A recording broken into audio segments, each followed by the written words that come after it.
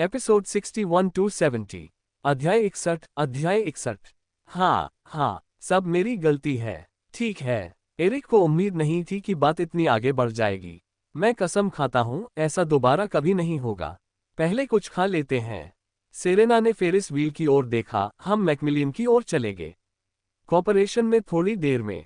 अब उसके पास सहने के अलावा कोई चारा नहीं था। आखिरकार आज इतना सजने संवरने में उसकी मेहनत व्यर्थ ही जाएगी। उसे पूरा भरोसा था कि रोमियो उसे देखते ही मंत्रमुग्ध हो जाएगा। फेरिस व्हील के केबिन के अंदर रोजमेरी नजारे की तारीफ कर रही थी, तभी रोमियो ने उसे एक उपहार दिया। एक नजर डालो। उसकी निगाहें कोमल थीं। रोजमेरी ने डिब्बा खोला तो उसमें एक खूबसूरत हीरे का कंगन मिला। इस कलाकृति का मुख्य आकर्षण एक उड़ने के लिए तैयार तितली थी, जो रूपांतरण और पुनर्जन्म का प्रतीक थी। तितली के दोनों ओर समान आकार के 99 हीरे आपस में घनिष्ठ रूप से जुड़े हुए थे। ये ब्रेसलेट अनोखा था और सुरुचिपूर्ण विलासिता का प्रतीक था, जो एक महिला के अद्वितीय आकर्षण को प्रदर्शित करता था। उस चमकदार ब्रेसलेट को देखते हुए उसने देखा कि उसके क्लैस्प पर R&R फॉरएवर के अक्षर खुदे हुए थे। क्या इसका मतलब ये था कि वह अपना शेष जीवन उसके साथ बिताना चाहता था? क्या तुम्हें ये पसंद आया? रोमियो ने उसकी प्रतिक्रिया देखी और धीरे से कहा, यह तुम्हारे प्यारे हाथ पर बहुत सुंदर लगेगा। तुमने मुझे ये क्यों दिया? क्योंकि मैं तुम्हें पसंद करता हूँ। क्या मुझे और किसी कारण की जरूरत है? अगर उसने कोई कारण बताने पर जोर दिया तो वह इसलिए था क्योंकि वह उसकी खूबसूरत कॉलेबोन से प्रेरित था, जो उसके दादा के घर में बिजली गुल होने के दौरान एक जीवंत तितली की तरह दिख रही थी। उन्होंने इस ब्रेसलेट को खुद डिजाइन किया और एक कुशल जौहरी द्वारा इसके निर्माण की व्यक्तिगत रूप से निगरानी की। उन्होंने जितनी भी उत्पादन लाइनों का प्रबंधन किया, उनमें से किसी की भी उन्होंने व्यक्तिगत रूप से निगरानी नहीं की थी। इस लड़की ने उनकी दिनचर्या तोड़ दी। सर्वाधिकार सुरक्षित। आपने मेरी दादी का हार स्वीकार किया था, इसलिए स्वाभाविक रूप से आपको मेरा उपहार भी स्वीकार करना चाहिए। किसी के साथ पक्षपात नहीं करना चाहिए। रोमियो ने उसे मना करने का मौका ही नहीं दिया। उसने कंगन उठाया और उसकी कोमल कलाई पर पहना दिया। इसके अनूठे डिजाइन और उत्कृष्ट शिल्प कौशल ने इसे पहनने पर और भी अधिक आलीशान और सुरुचिपूर्ण बना दिया। रोमियो ने स्नेह भरी मुस्कान के साथ कहा, यह बहुत सुंदर लग रहा है। इस लुक को कोई और नहीं अपना सकता था। यहाँ तक कि उनके शीर्ष ज्वेलरी प्रवक्ता भी उन्हें वह संतुष्टि और विस्मय नहीं दे सकते थे जो उन्हें उस क्षण महसूस हो रहा था। उसकी प्रेमिका बहुत खूबसूरत थी। वह ब्रेसलेट के बिना भी अच्छी लग रही थी, और ब्रेसलेट पहनने के बाद तो और भी ज्यादा। पास में खाना परोस रहा एक वेटर रोजमेरी पर नजरें गड़ाए बिना नहीं रह सका। उसकी बेमिसाल खूबसूरती और ताजगी भरी आभा ने रोमियो का दिल जीत लिया, इसमें कोई हैरानी की बात नहीं है। लेकिन उसकी पृष्ठभूमि क्या थी? उसने बिना किसी प्रतिक्रिया के इतना अनमोल उपहार स्वीकार कर लिया। अगर वह एक साधारण लड़की होती तो वह खुशी के आंसू बहा रही होती। ये लड़की जरूर असाधारण होगी अगर वह रोमियो को इस तरह से मोहित कर सकती है और उसे इतनी श्रद्धा से संजोने के लिए प्रेरित कर सकती है। धन्यवाद। रोजमेरी ने शांत भाव से अपना चाकू और कांटा उठाया और अपना स्टेक खाना शुरू कर दिया। रोमियो मुस्कुराया और बोला, मैं इसे तुम्हारे लिए काट देता हूँ। उसने स्टेक को टुकड़ों में काटा, उन्हें उसकी प्लेट में रखा और कोमल स्वर में कहा, और खाओ। उसके फोन में कुछ देर कंपन हुई। उसने फोन निकाला, जो उसके सहायक डीन का संदेश था। बॉस, कंपनी की कैंटीन के बारे में। क्या आप कृपया इस पर थोड़ा ध्यान दे सकते हैं? यहाँ का खाना आमतौर पर ठीक ठाक ही होता है, लेकिन हाल ही में इसका स्वाद अजीब सा हो गया है। भले ही मैं कैंटीन में बहुत कम जाता हूँ, लेकिन मैंने कर्मचारियों को इसके बारे में शिकायत करते हुए काफी समय से सुना है। डीन ने एक तस्वीर भी संलग्न की और लिखा, श्री ऑस्कर के रिश्तेदार इस कैफेटेरिया को चलाते हैं और हमसे प्रति भोजन पूरे $1 वसूलते हैं। रोजमेरी की पतली उंगलियों ने जवाब में टाइप किया, लगता है खाना कुछ खास अच्छा नहीं है। पिछले कुछ दिनों से खाना ठीक ठाक रहा है। रसोई के कर्मचारियों को पता है कि आप कंपनी में कुछ नयापन ला रहे हैं, इसलिए आज दोपहर के भोजन में हमें मछली का सूप भी मिला। एक नजर डालिए। डीन ने एक और तस्वीर भेजी। रोजमेरी ने सूप के रंग को देखा और कहा, इसके रंग में कुछ गड़बड़ है। क्या? बॉस, मुझे डराओ मत। क्या मछली का सूप सफेद नहीं होना चाहिए? रोजमेरी ने तस्वीर को जूम करके देखा, फिर डीन द्वारा खींची गई अन्य खाद्य वस्तुओं को देखा और जवाब दिया, मेरे लिए सभी चीजों के कुछ नमूने बचा कर रखना।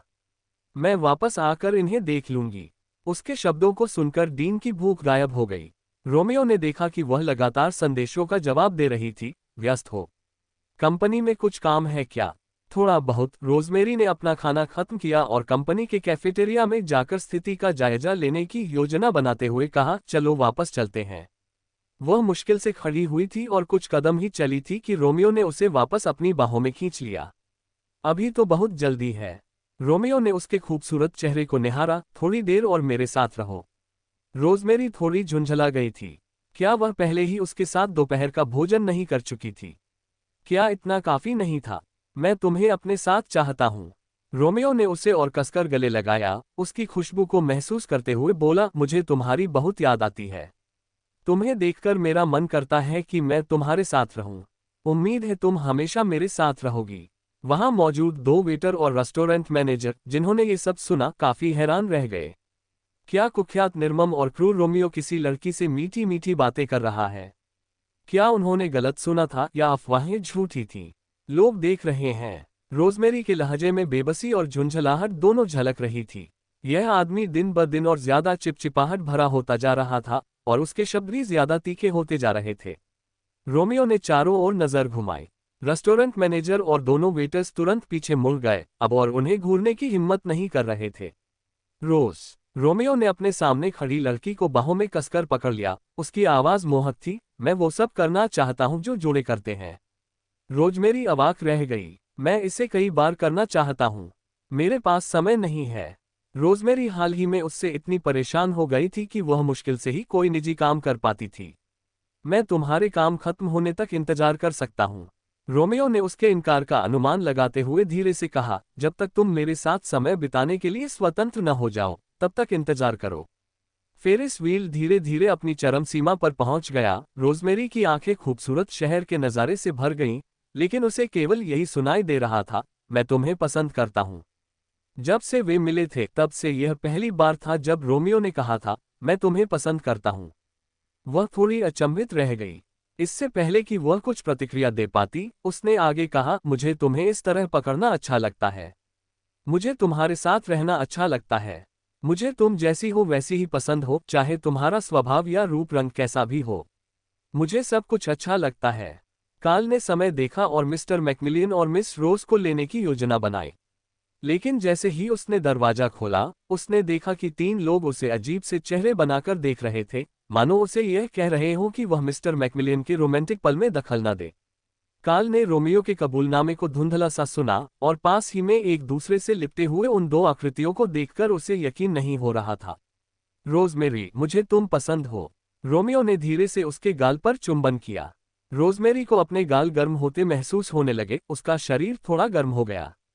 उसके दिल में एक अजीब सी अनुभूति उठी, क्या ये प्यार में पड़ना था? अगर ऐसा नहीं था तो फिर उसकी हृदय गति इतनी तेज क्यों हो रही थी? मैं हर दिन तुम्हारे साथ रहने की उम्मीद करता हूँ। रोमियो ने उसे गले लगाया, उसका सुंदर चेहरा धीरे से उसके हाथ से छू रहा था। रोजमेरी ने इस घनिष्ठता को अस्वीकार नहीं किया और न ही उसे दूर धकेला, लेकिन कुछ देर बाद उसने शांत भाव से कहा, हमें चलना चाहिए। काफी रात हो चुकी थी। अध्याय 62। रोमियो ने रोजमेरी का हाथ कसकर पकड़ रखा था जब उसने उसे उसकी कंपनी के प्रवेश द्वार पर छोड़ा। उसने अपनी बाहों में पकड़ी लड़की की ओर देखा और पूछा, मैं तुम्हारे लिए बाद में दोपहर की चाय लाऊंगा। क्या तुम्हें कुछ खास चाहिए? अब आप खाली हैं? उसने पूछा। मेरे पास संयोगवश कुछ खाली समय है। ड्राइवर की सीट पर बैठे काल उनकी बातों पर स्तब्ध रह गया। उसने सोचा, श्रीमान मैकमिलियन, आज दोपहर आपकी 2 बैठकें हैं, 3 साझेदारों से मिलना है और 1 दर्जन से अधिक दस्तावेज हैं जिन पर आपको निर्णय लेना है। क्या आप वाकई खाली हैं?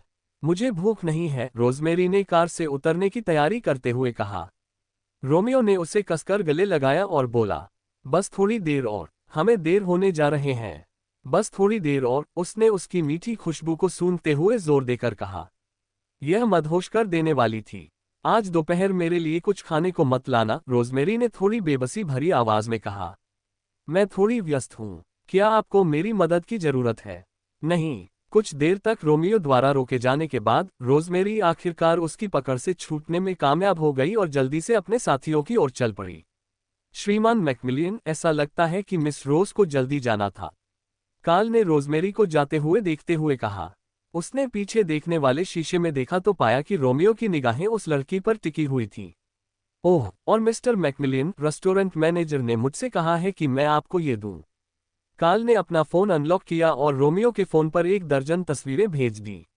ये तस्वीरें फेरिस व्हील रेस्टोरेंट में उनके लंच के दौरान ली गई थीं। आकर्षक पुरुष और सुंदर महिला बेहद खूबसूरत लग रहे थे। तस्वीरों में रोजमेरी को देखते हुए रोमियो खुद भी अपनी आंखों में उमड़ रहे स्नेह और प्रेम को देखकर हैरान था। हालांकि रोजमेरी बाहर के नज़ारों को देख रही थी और रोमियो की निगाहों से बेखबर थी, फिर भी रोमियो उसकी सुंदरता की प्रशंसा करने से नहीं रुका। तब वह क्या सोच रही होगी? उसने उसकी चमकदार आंखों को देखते हुए सोचा। रोमियो की पतली उंगलियां तस्वीरों को पलटती रहीं, हर तस्वीर एक आदर्श कोण से खींची गई थी। उसने बस इतना कहा, टिप। कार्ल ने तुरंत रेस्तरां प्रबंधक को $1000 हस्तांतरित कर दिए। दरअसल श्री मैकमिलियन, मैंने भी कुछ तस्वीरें ली हैं। कार्ल ने रोमियो को वे तस्वीरें दिखाईं जो उसने रोमियो और रोजमेरी की साथ में नज़ारे का आनंद लेते हुए ली थीं। वे एक दूसरे के लिए बिल्कुल उपयुक्त लग रहे थे। मिस्टर मैकमिलियन, मैं साफ कर देना चाहता हूं कि मैं कुछ नहीं मांग रहा हूं। मुझे बस लगा कि आप दोनों साथ में अच्छे लग रहे हैं, कार्ल ने स्पष्ट किया। उसे डर था कि रोमियो उसकी जानकारी के बिना तस्वीरें खींचने पर उससे नाराज हो सकता है। लेकिन रोमियो ने एक शब्द भी नहीं कहा। कुछ देर बाद कार्ल के फोन पर एप्पल पे का नोटिफिकेशन आया। नंबर देखकर उसकी आंखें चौड़ी हो गईं। 777747। क्या मिस्टर मैकमिलियन ने सचमुच एक ही बार में इतनी बड़ी रकम उसे भेज दी थी? क्या ये कोई इनाम था? अपनी उत्तेजना को काबू में रखने की कोशिश करते हुए उसने हैरानी से पूछा, लेकिन श्री मैकमिलियन, इस संख्या का क्या मतलब है?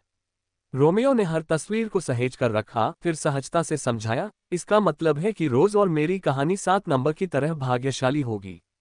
उद्धरण चिन्ह डॉट डॉट डॉट उद्धरण चिन्ह। इस तरह की व्याख्या सुनने के बाद कार्ल प्रेम की मिठास से अभिभूत हो गया। रोमियो ने अपनी 2 पसंदीदा तस्वीरों को स्क्रीनसेवर और वॉलपेपर के रूप में सेट किया, फिर रोजमेरी के काम करने वाली इमारत की ओर देखा। उसकी आंखों में थोड़ी उदासी झलक रही थी। चलो मैकमिलियन कॉर्पोरेशन वापस चलते हैं। कार्ल को उसकी आवाज में उदासी साफ महसूस हो रही थी। हम मिस रोज को गए अभी कुछ ही दिन हुए थे और वो अभी से उन्हें याद करने लगा था। मैकमिलियन कॉर्पोरेशन में सेरेना ने 6 रिसेप्शनिस्टों के लिए दोपहर की चाय तैयार की थी, जो सभी खुशी से झूम रही थीं। बहुत दिनों बाद मिले, मिस सेरेना। आप फिर से उपहार लेकर आए हैं। क्या तुमने इन्हें सड़क के उस पार वाले आलीशान होटल से खरीदा है? उनका खाना हमारे बजट से थोड़ा ज्यादा ही महंगा है। उसे खाने से हमें अपराधबोध होता है। हम बहुत भाग्यशाली हैं कि आप हमारे साथ हैं, मिस सेरेना। आप हमें हमेशा इन लजीज व्यंजनों का लुत्फ उठाने देती रहती हैं। इतने समय बाद भी आप अब भी बेहद खूबसूरत हैं, मिस सेरेना। आप जैसी बॉस पाकर हम सचमुच भाग्यशाली हैं। आप न केवल उदार और बेहद खूबसूरत हैं, बल्कि आपके पास ऐसी प्रतिभाएं भी हैं जो अन्य उत्तराधिकारियों को शर्मिंदा कर देती हैं। सेरेना ने उनकी तारीफों पर मुस्कुराया, फिर हंसते हुए गुस्से का नाटक किया। दोपहर की चाय में शहद नहीं है, लेकिन आप सब तो इसे बड़ा चढ़ाकर पेश करना बखूबी जानते हैं। मिस सेरेना, आप तो और भी ज्यादा तारीफें बटोर रही हैं। बहुत सुंदर। क्या आप अपना राज बता सकती हैं?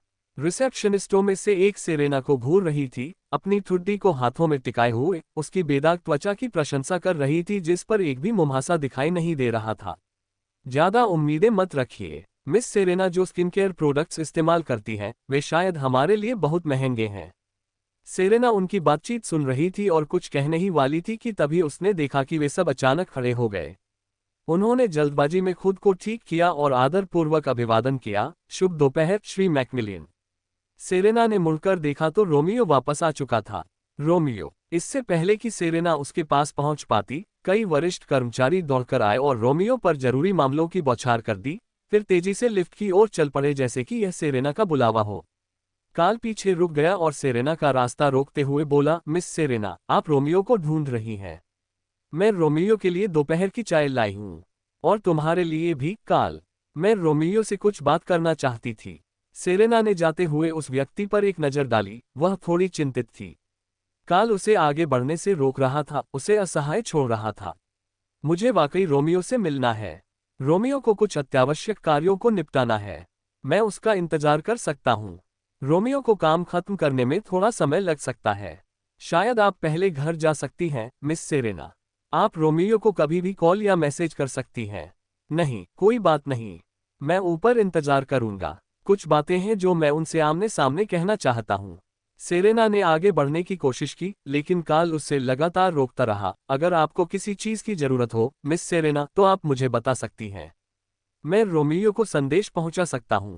कार्ल की अड़चन से सेरेना चिढ़ रही थी, लेकिन अपनी स्थिति को देखते हुए उसने मुस्कुराते हुए कहा, कार्ल, क्या तुम अनिश्चित काल तक मेरा रास्ता रोकने की योजना बना रहे हो? माफ कीजिएगा, मैं बस नहीं चाहता था कि आप व्यर्थ में इंतजार करें। जैसा कि मैंने कहा है, चाहे वह कितना भी व्यस्त रहे, मैं इंतजार करूंगी। सेरेना ने चतुराई से कार्ल को चकमा दिया और लिफ्ट की ओर चल पड़ी। सेरेना को जाते हुए देखकर कार्ल बेचैन हो गया। वह जानता था कि रोमियो की निगाहें सिर्फ मिस रोज पर थीं और उसे दूसरों की कोई परवाह नहीं थी। सेरेना को लिफ्ट में प्रवेश करते देख उसके पास उसके पीछे जाने के अलावा कोई विकल्प नहीं था। रिसेप्शनिस्ट स्थिति को लेकर पूरी तरह से असमंजस में थे, उन्हें किसी छिपे हुए तनाव का आभास हो रहा था। क्या आपको लगता है कि मिस्टर मैक्मिलियन मिस सेरेना को पसंद नहीं करते? बिल्कुल नहीं, मिस सेरेना तो बेहद काबिल हैं। चाहे उनकी खूबसूरती हो, ज्ञान हो, प्रतिभा हो या पारिवारिक पृष्ठभूमि, दुनिया में उनके जैसी कोई दूसरी नहीं है। लेकिन कार्ल ने उन्हें क्यों रोका? श्री मैक्मिलियन का शायद मिस सेरेना को नजरअंदाज करने का इरादा नहीं था। जब वह अंदर आए तो आपने देखा कि कई प्रबंधकों को उनके ध्यान की आवश्यकता थी। कार्ल शायद नहीं चाहते थे कि मिस सेरेना व्यर्थ में प्रतीक्षा करें। वह सबके प्रति उदासीन है। ऐसा लगता है कि केवल काम ही उसकी नजर में आता है। हम यहाँ वर्षों से हैं। क्या श्री मैक्मिलियन ने कभी सच में हमारी तरफ देखा है? मुझे याद नहीं है। तो उनका वैवाहिक जीवन मजबूत है। हमें इसके बारे में चिंता करने की जरूरत नहीं है। अध्याय 63। अगर उनके रिश्ते में कुछ गड़बड़ है तो मिस सेरेना अभी भी कैसे हंस सकती है? क्या वह दोपहर की चाय खरीदने जाने के मूड में भी हो सकती है? मिस सेरेना सिर्फ 18 साल की हैं, पहले से ही इतनी सफल हैं, मानो सोने का चम्मच लेकर पैदा हुई हो, और उनके मंगेतर भी काफी उच्च कोटि के हैं। वो हर मामले में हमसे कहीं बेहतर है। ठीक है, अपनी आवाज धीमी रखो। अगर किसी ने सुन लिया तो कंपनी की प्रतिष्ठा धूमिल हो जाएगी। रोजमेरी दफ्तर में दाखिल हुई। सहायक डीन ने पहले से ही अपने द्वारा लाया गया खाना एक छोटी मेज पर सजा दिया था। कुल 13 व्यंजन। सुश्री रोज, आप यहाँ हैं। डीन ने अपना सिर उठाया और आदरपूर्वक कहा, ये दोपहर के भोजन के लिए तैयार किया गया भोजन है। रोजमेरी ने मेज पर रखे खाने को देखा, मछली के सूप को उठाकर उसकी गंध ली, फिर छोटे सॉसेज के साथ तले हुए मक्के के दानों की एक थाली को उठाकर उसकी जांच की, यहाँ तक कि सॉसेज को कांटे से अलग भी किया। इसके रंग और गंध ने उसकी निगाहों को थोड़ा ठंडा कर दिया। सुश्री रोज, क्या खाना अभी भी ताज़ा है? डीन ने रोजमेरी की असंतुष्टि को भांप लिया। चलो कैफेटेरिया चलते हैं। रोजमेरी को कैफेटेरिया की ओर भागते देख कुछ जिज्ञासु कर्मचारी चुपके से उसके पीछे पीछे चले गए। रोजमेरी कैफेटेरिया पहुंची और वहां एक बर्तन धोने वाली कर्मचारी बर्तन धो रही थी। 2 रसोइये बाहर बगीचे में आराम कर रहे थे। उन्होंने रोजमेरी को देखा। वे नहीं जानते थे कि वह कौन है, लेकिन डीन को उसके पीछे आते देख उन्होंने उसकी पहचान का अनुमान लगा लिया। ये निश्चित रूप से नई सीईओ सुश्री रोज ही होंगी जिन्होंने हाल ही में कर्मचारियों को परेशान किया है। मिस्टर डीन, क्या ये मिस रोज है? युवा शेफ में से एक ने अपने जूते के तलवे पर सिगरेट बुझाए और पूछा। रोजमेरी को रसोई में आते देख डीन ने धीरे से समझाया, सुश्री रोज बस इधर उधर देख रही हैं। घबराने की कोई जरूरत नहीं है। जब रोजमेरी रसोई में दाखिल हुई तो उसने देखा कि वह गंदी और अस्त व्यस्त थी। युवा रसोइया ने बताया, दोपहर का खाना बनाने के बाद हमें सफाई करने का समय नहीं मिला। आमतौर पर यह बहुत साफ रहती है। पिछले हफ्ते सरकारी कर्मचारियों ने निरीक्षण के लिए आए और हमें ए रेटिंग मिली। अपने मैनेजर को फोन करो। रोजमेरी की ठंडी आवाज सुनकर युवा शेफ स्तब्ध रह गया और उसने तुरंत कहा, हमारा मैनेजर आमतौर पर यहाँ नहीं होता। तो फिर उसे आने के लिए कहो। रोजमेरी ने ठंडे लहजे में कहा, तुरंत। हाँ। युवा शेफ रोजमेरी के व्यक्तित्व से भयभीत हो गया और उसने तुरंत मैनेजर को बुलाया। फोन करने के कुछ ही मिनट बाद मैनेजर के आने से पहले ही ऑस्कर वहां पहुंच गया। सुश्री रोज के पास काफी खाली समय लगता है, यहां तक कि वे रसोई में भी आती हैं। ऑस्कर को खबर मिली और वह पूरी रफ्तार से दौड़कर वहां पहुंचा, जहां उसने देखा कि रोजमेरी फ्रिज में रखे जमे हुए मांस को देख रही थी। सुश्री रोज, क्या आप भूल गईं? हमारी कैंटीन का काम बाहर की एक कैटरिंग कंपनी को आउटसोर्स कर दिया गया है। अगर निरीक्षण की जरूरत भी हो तो वह हमारी कंपनी के लोगों द्वारा नहीं किया जाना चाहिए। ऑस्कर ने मुस्कुराते हुए कहा। कानूनी दृष्टि से आउटसोर्स की गई कैंटीन की जिम्मेदारी कंपनी की है। श्रीमान ऑस्कर, आप बूढ़े हो रहे हैं और अगर आपको कानून समझ नहीं आता है तो कोई बात नहीं। रोजमेरी ने अपनी निगाहें ऊपर उठाईं और अपने सामने खड़े आदमी को भावहीन चेहरे और होठों पर हल्की सी मुस्कान के साथ देखा। मैंने सुना है कि कैफेटेरिया मैनेजर आपका रिश्तेदार है। ऑस्कर ने पलकें झपकाईं और व्यंग्यात्मक हंसी हंसते हुए कहा, क्या मिस रोज को मुझसे कोई समस्या है? क्या आप मेरे परिवार से झगड़ा करना चाहती हैं? रोजमेरी ने धीरे से हंसते हुए निगरानी कैमरे की ओर देखा। जैसा कि उसे आशंका थी, कैमरा पहले ही बंद हो चुका था। कैमरा चालू करो, रोजमेरी ने अपनी सहायक को निर्देश दिया। सुश्री रोज, आप क्या करने की कोशिश कर रही हैं? ऑस्कर उनकी हरकतों से स्पष्ट रूप से नाखुश था। अगर यहाँ कैमरे चालू करने की जरूरत है तो ये हमारी कंपनी का काम नहीं है। सुश्री रोज, यह अब चालू है। सहायक, कार्य पूरा करने के बाद डीन ने सम्मानपूर्वक जवाब दिया। इस समय कैफेटेरिया मैनेजर पसीने से तरमाथे को पोंछते हुए दौड़कर आया। उसने ऑस्कर के बगल में खड़ी युवती को देखा और पूछे बिना नहीं रह सका, श्रीमान ऑस्कर, ये कौन है? क्या आपको सूचना नहीं मिली? हमारे पास है। कंपनी में एक नई बड़ी हस्ती आई है और वो यहीं अपनी ताकत दिखा रही है। ऑस्कर को सामने खड़ी लड़की में कोई खास दिलचस्पी नहीं थी। मैनेजर डेव ऑस्कर की बात समझ गया, लेकिन फिर भी मुस्कुराते हुए बोला, सुश्री रोज, अगर तुम्हें कुछ कहना है तो कह दो। दोपहर के खाने से कुछ मीट पाए बच गए हैं। मैंने उन्हें कुछ अन्य व्यंजनों के साथ अभी अभी गर्म किया है। डीन, कृपया श्री डेव और श्री ऑस्कर को इनका स्वाद चखाएं। जरूर। डीन ने तुरंत काम शुरू कर दिया। खाना तैयार करना। ऑस्कर और डेव ने एक दूसरे की ओर देखा, उन्हें उसके इरादों का कोई अंदाजा नहीं था। सुश्री रोज, यदि आप हमें भोजन चखाकर उसमें सुधार करना चाहती हैं। डेव के अपनी बात पूरी करने से पहले ही रोजमेरी ने संक्षिप्त शब्दों में कृपया कहकर उसे रोक दिया। खाना तुरंत उनके सामने परोस दिया गया। डेव ने मना नहीं किया, उसने मीट पाई का एक टुकड़ा उठाया और एक निवाला लिया। स्वाद अच्छा है। ऑस्कर ने अपने चम्मच कांटे को छुआ तक नहीं। उसने अपने सामने बैठी लड़की को अधीरता से देखा और कहा, अगर मिस रोज हमें दोपहर के भोजन पर बुला रही हैं, तो आपको ऐसा नहीं करना चाहिए था। मेरा पेट पहले से ही भरा हुआ है। क्या मिस्टर ऑस्कर का पेट भरा हुआ है या आप खाने से डर रहे हैं? रोजमेरी के शब्दों ने सभी को वर्तमान काल में ला दिया और जो कर्मचारी छुपकर इस टकराव को देख रहे थे, वे भी असहज महसूस करने लगे। इसका क्या मतलब है, मिस रोज?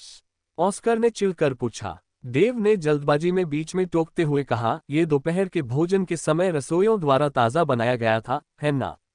दोनों रसोइयों ने जोर से सिर हिलाया, हालांकि उनकी आंखों में चिंता और भय स्पष्ट झलक रहा था। मैंने यह नहीं कहा कि यह ताज़ा नहीं बना है, रोजमेरी ने ठंडी मुस्कान के साथ कहा। मैं बस इसके भरावन के बारे में जानना चाहती हूँ। ये किस चीज से बना है? भरने की सामग्री। डेव रुका और फिर हंस पड़ा। सुश्री रोज, आप तो बड़ी मजाकिया हैं। बिल्कुल, भरने की सामग्री ताज़ा सुअर का मांस है जिसे हमारे रसोइये बाजार से खरीदते हैं, बारीक पीसते हैं और पाई बनाते हैं। क्या आप सोया प्रोटीन के टुकड़ों को काटकर टैपियोका स्टार्च, कई खाद्य योजकों और सुअर के मांस के सार के साथ मिलाकर बनाए गए कीमा मांस की बात कर रहे हैं? और अंदर मौजूद हरे प्याज की जगह हरे प्याज का तेल डाला गया है। क्या मैं सही समझ रहा हूँ? सब लोग दंग रह गए। क्या दोपहर के भोजन में जो मीट पाए उन्होंने खाई थी, उसमें मांस था ही नहीं और सब कुछ खाद्य पदार्थों में मिलावट के लिए था? उन सभी को उल्टी आने जैसा महसूस हो रहा था। सुश्री रोज, आप सिर्फ इसलिए बेबुनियाद आरोप नहीं लगा सकती क्योंकि आप युवा हैं। क्या आपके पास अपनी बात का कोई सबूत है? अगर नहीं, तो आप हमारी कैफेटेरिया की बदनामी कर रही हैं। हालांकि डेव ने ये कहा, लेकिन उसकी आंखों में साफ संदेह झलक रहा था और ऑस्कर भी अपने भाव छिपा नहीं सका। इस पाई में भरी जाने वाली सामग्री ताजे मांस की है या नहीं, ये तो प्रयोगशाला परीक्षण से पता चल जाएगा। रोजमेरी ने उनकी ओर देखा और स्पष्ट रुचि के साथ बोली, श्रीमान देव, जब आप अभी वह मीट पाई खा रहे थे तो आपको थोड़ी बेचैनी और डर महसूस हुआ था, है ना? अध्याय 64। देव बहुत घबराया हुआ था, मानो उसने उसके मन की बात पढ़ ली हो। मैं कसम खाता हूं, मेरे रसोई कभी ऐसी घटिया हरकत नहीं करेंगे। रोजमेरी ने बस हंसकर बात टाल दी। अपने रसोइयों पर दोष मरना बंद करो। अगर उन्होंने ऐसा किया भी तो ये तुम्हारे आदेश पर ही होगा। भला इतनी बड़ी जिम्मेदारी कौन उठाना चाहेगा? क्या आपके पास कोई सबूत है, रोज महोदया? देव ने दांत पीसते हुए कहा। इसके बिना मैं आप पर मानहानि का मुकदमा कर सकता हूं। धीमे चलो, अपनी क्षमता से अधिक काम हाथ में मत लो, इसकी बराबरी करना मुश्किल होगा। दोपहर के खाने में मटर और गोमांस की सब्जी में क्या सच में गोमांस था? रोजमेरी ने आत्मविश्वास से भरी नजरों से उसकी ओर देखा। देव को अब गर्मी महसूस होने लगी थी। तुम क्या कहना चाह रही हो? मैंने देखा कि आप लोगों ने गोमांस की जगह मृत मुर्गे का इस्तेमाल किया है। सुश्री रोज, आप बस आग में घी डाल रही हैं, है ना? आप बिना सबूत के इस तरह की बकवास नहीं कर सकती। रसोई घर का कूड़ेदान लाओ, रोजमेरी ने अपनी सहायक को आदेश दिया। डीन ने तुरंत निर्देशानुसार काम किया। सबके सामने कूड़ेदान रखा हुआ था। रोजमेरी ने एक जोरदार लात मारकर कूड़े को बाहर गिरा दिया। ऑस्कर और डेव तुरंत पीछे हट गए। रसोई के कचरे में मुर्गे के सिर, पैर, पूंछ और इसी तरह की चीजें शामिल थीं। हमने दोपहर के भोजन में चिकन नहीं खाया, फिर भी ये यहाँ है, रोजमेरी ने सहजता से कहा। आमतौर पर मुर्गे की आंखें वध के बाद खुली रहती हैं। केवल मरे हुए मुर्गे की आंखें ही बंद होती हैं। आसपास मौजूद लोगों ने फर्श पर पड़े मुर्गे के सिरों की तुरंत जांच की और पाया कि उनकी आंखें बंद थीं। आप में से अधिकांश लोग जानते होंगे कि मुर्गियों को काटने के बाद उनका सारा खून निकाल देना चाहिए, लेकिन मरी हुई मुर्गी का खून ठीक से नहीं निकल पाता, जिससे उसका मांस लाल हो जाता है और मरी हुई मुर्गी की त्वचा भी मुरझाई हुई धूसर हो जाती है। मुरझाया हुआ और लचीलेपन से रहित ये सामान्य मृत्यु नहीं थी। उनके आसपास मौजूद कर्मचारियों को जी मिचलाने लगा था। उन्हें विश्वास ही नहीं हो रहा था कि उन्होंने दोपहर के भोजन में ताजे गोमांस की जगह मरा हुआ मुर्गा खा लिया था। इस समय वे केवल उल्टी करने की इच्छा को रोकने की कोशिश कर सकते थे। देव को यह उम्मीद नहीं थी कि वह, एक युवा लड़की, इतनी ऑब्जर्वेंट होगी। उसकी उम्र की लड़की को मुर्गियों के बारे में कैसे पता होगा? बहुत कम लोगों ने ही किसी फार्म में मुर्गियों को कटते हुए देखा होगा। ठीक है, अगर हमारे रसोइयों ने गलती से मरी हुई मुर्गियां खरीद भी ली, तो इसमें उनकी कोई गलती नहीं है। उन्हें बाजार के मुर्गी विक्रेता ने धोखा दिया। वैसे भी अगर आप कह रहे हैं कि मरी हुई मुर्गी से गोमांस बनाया जा सकता है, तो मुझे दिखाओ। देव को अभी भी संघर्ष करते देख रोजमेरी अपनी हंसी नहीं रोक पाए। इसमें मुश्किल क्या है? रोजमेरी ने शांत भाव से कहा, बस घटिया चिकन को पतली पट्टियों में काट लें, उसमें थोड़ा सा बीफ फ्लेवर और रोस्ट मीट मसाला मिला दें। अगर रंग ठीक न लगे तो थोड़ा सा कैरेमल कलर मिला दें, फिर उसे गरम तेल में अलग अलग मसालों के साथ तल लें और बस बीफ तैयार है। देव का चेहरा सदमे से जम गया था। उसे उम्मीद नहीं थी कि वह इस प्रक्रिया को इतनी बारीकी से जानती होगी, और उसने एक पल भी नहीं गंवाया था। यह इसका प्रमाण है, मैंने जिन खाद्य योजकों का उल्लेख किया है, वे सभी आपको अपनी रसोई में मिल सकते हैं। रोजमेरी के प्रभावशाली शब्दों को सुनकर उनके आसपास मौजूद कर्मचारी अपनी भावनाओं को केवल आश्चर्यचकित शब्दों में व्यक्त नहीं कर सके। कर्मचारियों में से एक ने राहत की सांस लेते हुए अपनी छाती थपथपाई और कहा, मैं बाल बाल बच गया। मैंने दोपहर के भोजन के समय उन बर्तनों को छुआ तक नहीं। वह इस कठिन परीक्षा से बच निकला। रोजमेरी की निगाहें उस पर पड़ी, उसकी आंखों में जिज्ञासा का भाव था। क्या आपको लगता है कि केवल ये 2 व्यंजन ही समस्याग्रस्त थे? सुश्री रोज, मुझे आपकी बात पूरी तरह समझ नहीं आई। कर्मचारी थोड़ा घबराया हुआ लग रहा था। रोजमेरी ने आत्मविश्वास से कहा, कैंटीन में दोपहर के भोजन के लिए परोसे गए 13 व्यंजनों में से एक भी ताजी सामग्री से नहीं बना था। ये सुनकर सबकी आंखें फटी रह गईं। गंभीरता से, क्या 13 व्यंजन ताजे नहीं थे? ये तो वाकई बहुत डरावना था, है ना? मिस रोज, सॉसेज के बारे में क्या? वे असली ही होंगे, है ना? या फिर वे नकली मांस से बने हैं? एक कर्मचारी को चिंता होने लगी। रोजमेरी एकदम शांत दिख रही थी। क्या तुमने स्टार्च सॉसेज के बारे में सुना है? तरह तरह के आटे को कुछ खाद्य योजकों, भुने हुए मांस के एसेंशियल ऑयल और कुछ कैराजेनिन के साथ मिलाया जाता है। इन सबको एक बर्तन में मिला दो, फूड प्रोसेसर में डालकर, फिर उसे दबाकर आकार दें, उबालें, और बस आपका सॉसेज तैयार है। कुछ लोग उल्टी करने के लिए फूलों की क्यारियों की ओर भागे। सबूत तो सामने है, या यूं कहें कि उस साफ न किए गए फूड प्रोसेसर में, जिसमें अभी भी कुछ मांस के अवशेष बचे हैं। आप इसकी जांच करवा सकते हैं। उन्हें चिंता थी कि सॉसेज नकली मांस से बने हो सकते हैं, लेकिन जैसा कि पता चला, उनमें बिल्कुल भी मांस नहीं था। बस ढेर सारे मसाले थे। और दोपहर के भोजन में आप सभी ने जो मछली का सूप पिया था, उसके बारे में क्या? क्या आपने उसके रंग में कुछ गड़बड़ नहीं देखी? रोजमेरी की निगाहें सब पर घूमती हुई बोली, सामान्य मछली का सूप इतना सफेद नहीं होना चाहिए। अगर आप इसमें 1 चम्मच वेजिटेबल क्रीम मिला दें, तभी तो ये स्वादिष्ट मछली का सूप बन सकता है। और भी लोग उल्टी करने के लिए बाहर भागे। उन्हें विश्वास नहीं हो रहा था कि कैंटीन ऐसा कर सकती है। मुझे रसोई में गाढ़ा मटन सूप पाउडर भी मिला। क्या आप जानते हैं कि यह क्या है? एक चम्मच डालने से सादा पानी भी मटन सूप जैसा लगने लगता है। एक अन्य कर्मचारी ने राहत की सांस ली। दोपहर के भोजन में मुझे ज्यादा भूख नहीं थी, इसलिए मैंने अपने पास्ता में थोड़ा अतिरिक्त टमाटर सॉस मिला लिया। मैंने और कुछ खास नहीं खाया। आपने जो टमाटर की चटनी खाई वह टमाटर के एसेंस से भी बनी थी। कर्मचारी उल्टी करने के लिए बाहर चला गया। ये तो एक मजाक है। देव ने बाहें मोड़े हुए ठंडी हंसी हंसते हुए कहा।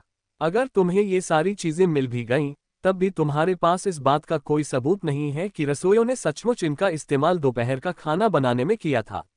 ऑस्कर ने चिढ़ते हुए कहा, सुश्री रोज, आप जो चाहे खा सकती हैं, लेकिन अपनी बातों पर ध्यान दें। देव एक उत्तेजित शेर की तरह था। मैं परिवार की खातिर इसे नजरअंदाज करने वाला था, लेकिन मिस रोज, आप सारा दोष मुझ पर डालना चाहती हैं। अब जब हमारे कैंटीन के बारे में सबको गलतफहमी हो गई है, तो मैं पुलिस को बुलाने जा रहा हूं। जरूर। रोजमेरी बिल्कुल भी डरी नहीं थी, बल्कि उसने कहा, मिस्टर देव बूढ़े हो रहे हैं, अगर आप फोन ठीक से पकड़ नहीं पा रहे हैं, तो मैं डीन से आपकी मदद करवा सकती हूँ। देव को इस युवती के इतने सख्त होने की उम्मीद नहीं थी। उसने ताना मारते हुए कहा, सुश्री रोज, जरा सोच समझकर फैसला लीजिए। एक बार मैंने पुलिस को बुला लिया तो आपकी नौकरी भी खतरे में पड़ जाएगी। क्या आप पुलिस को बुलाना चाहते हैं? रोजमेरी के पास उसके साथ समय बर्बाद करने का समय नहीं था।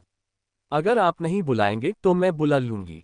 देव, मिस रोज जवान है, कभी कभी उनका स्वभाव थोड़ा गुस्सैल हो सकता है। इसे दिल पर मत लो, इसे मेरी मदद समझो। ऑस्कर ने बीच बचाव करने की कोशिश की। आज सुबह के खाने पीने के सामान की रसीद ले आओ। सुश्री रोज ने यह साबित किया कि हमने ताजी सामग्री का इस्तेमाल किया था। कोई जरूरत नहीं। रोजमेरी ने उसकी बात नहीं मानी और सीधे कहा, मैंने सुना है कि जिस सुपरमार्केट से आप लोग सामान खरीदते हैं, वह भी आपके रिश्तेदारों का ही है। ऑस्कर तुरंत भड़क गया। सुश्री रोज, क्या आप ये कहना चाह रही हैं कि हमारे परिवारों के बीच कुछ संदिग्ध लेन देन चल रहा है? ये तुमने कहा है, मैंने नहीं। आप। रोजमेरी ने डीन को घूर कर देखा और उसने तुरंत अपना फोन निकाला। 911 डायल करने के लिए तैयार। अध्याय 65। रुको। ऑस्कर ने तुरंत बीच में टोकते हुए कहा, अभी पुलिस को बुलाओ। चाहे इन खाद्य पदार्थों में कोई समस्या हो या न हो, एक बार हंगामा शुरू हो जाए तो हमारी कंपनी की प्रतिष्ठा को नुकसान होगा। ओह, तो इस बारे में आपकी क्या राय है? इसे संभाल रहे हो? रोजमेरी ने दिलचस्पी से उसकी ओर देखा। जब तक आप देव से माफी मांग लेते हैं, हम मान लेंगे कि ऐसा कुछ हुआ ही नहीं। रोजमेरी को यह मजेदार लगा। उसने डीन को सिर हिलाकर इशारा किया और उसने तुरंत पुलिस को फोन कर दिया। तुम। ऑस्कर गुस्से से आग बबूला हो गया। ये लड़की गंदी चाल चल रही थी। खैर, अगर वह पुलिस को बुलाना चाहती है तो वे डरते नहीं हैं। ऑस्कर पुलिस स्टेशन में कुछ लोगों को जानता था, वे मदद कर सकते थे। वह लड़की बहुत भोली थी।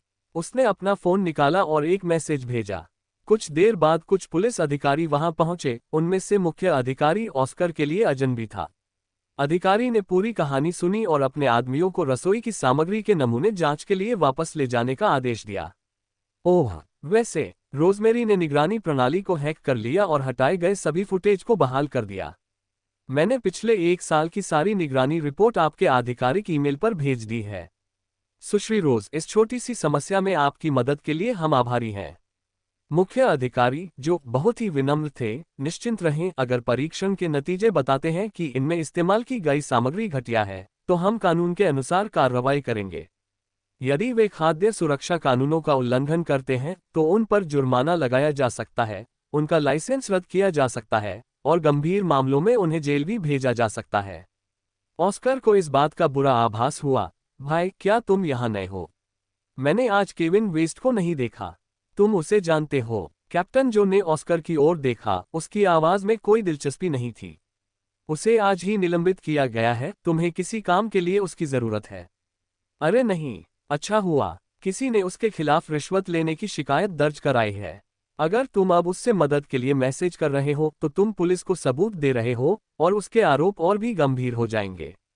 कैप्टन जो को ये कहते हुए सुनकर ऑस्कर का दिल बैठ गया। धिक्कार है। उसने अभी अभी केविन वेस्ट को मदद के लिए मैसेज किया था, जिसमें उसने कहा था कि उसे एक समस्या से निपटना है और हमेशा की तरह उससे इनाम देगा। ये बुरी खबर थी। ऑस्कर बुरी तरह पसीना बहा रहा था और डेव भी, जो लगातार अपने माथे से पसीना पोंछ रहा था।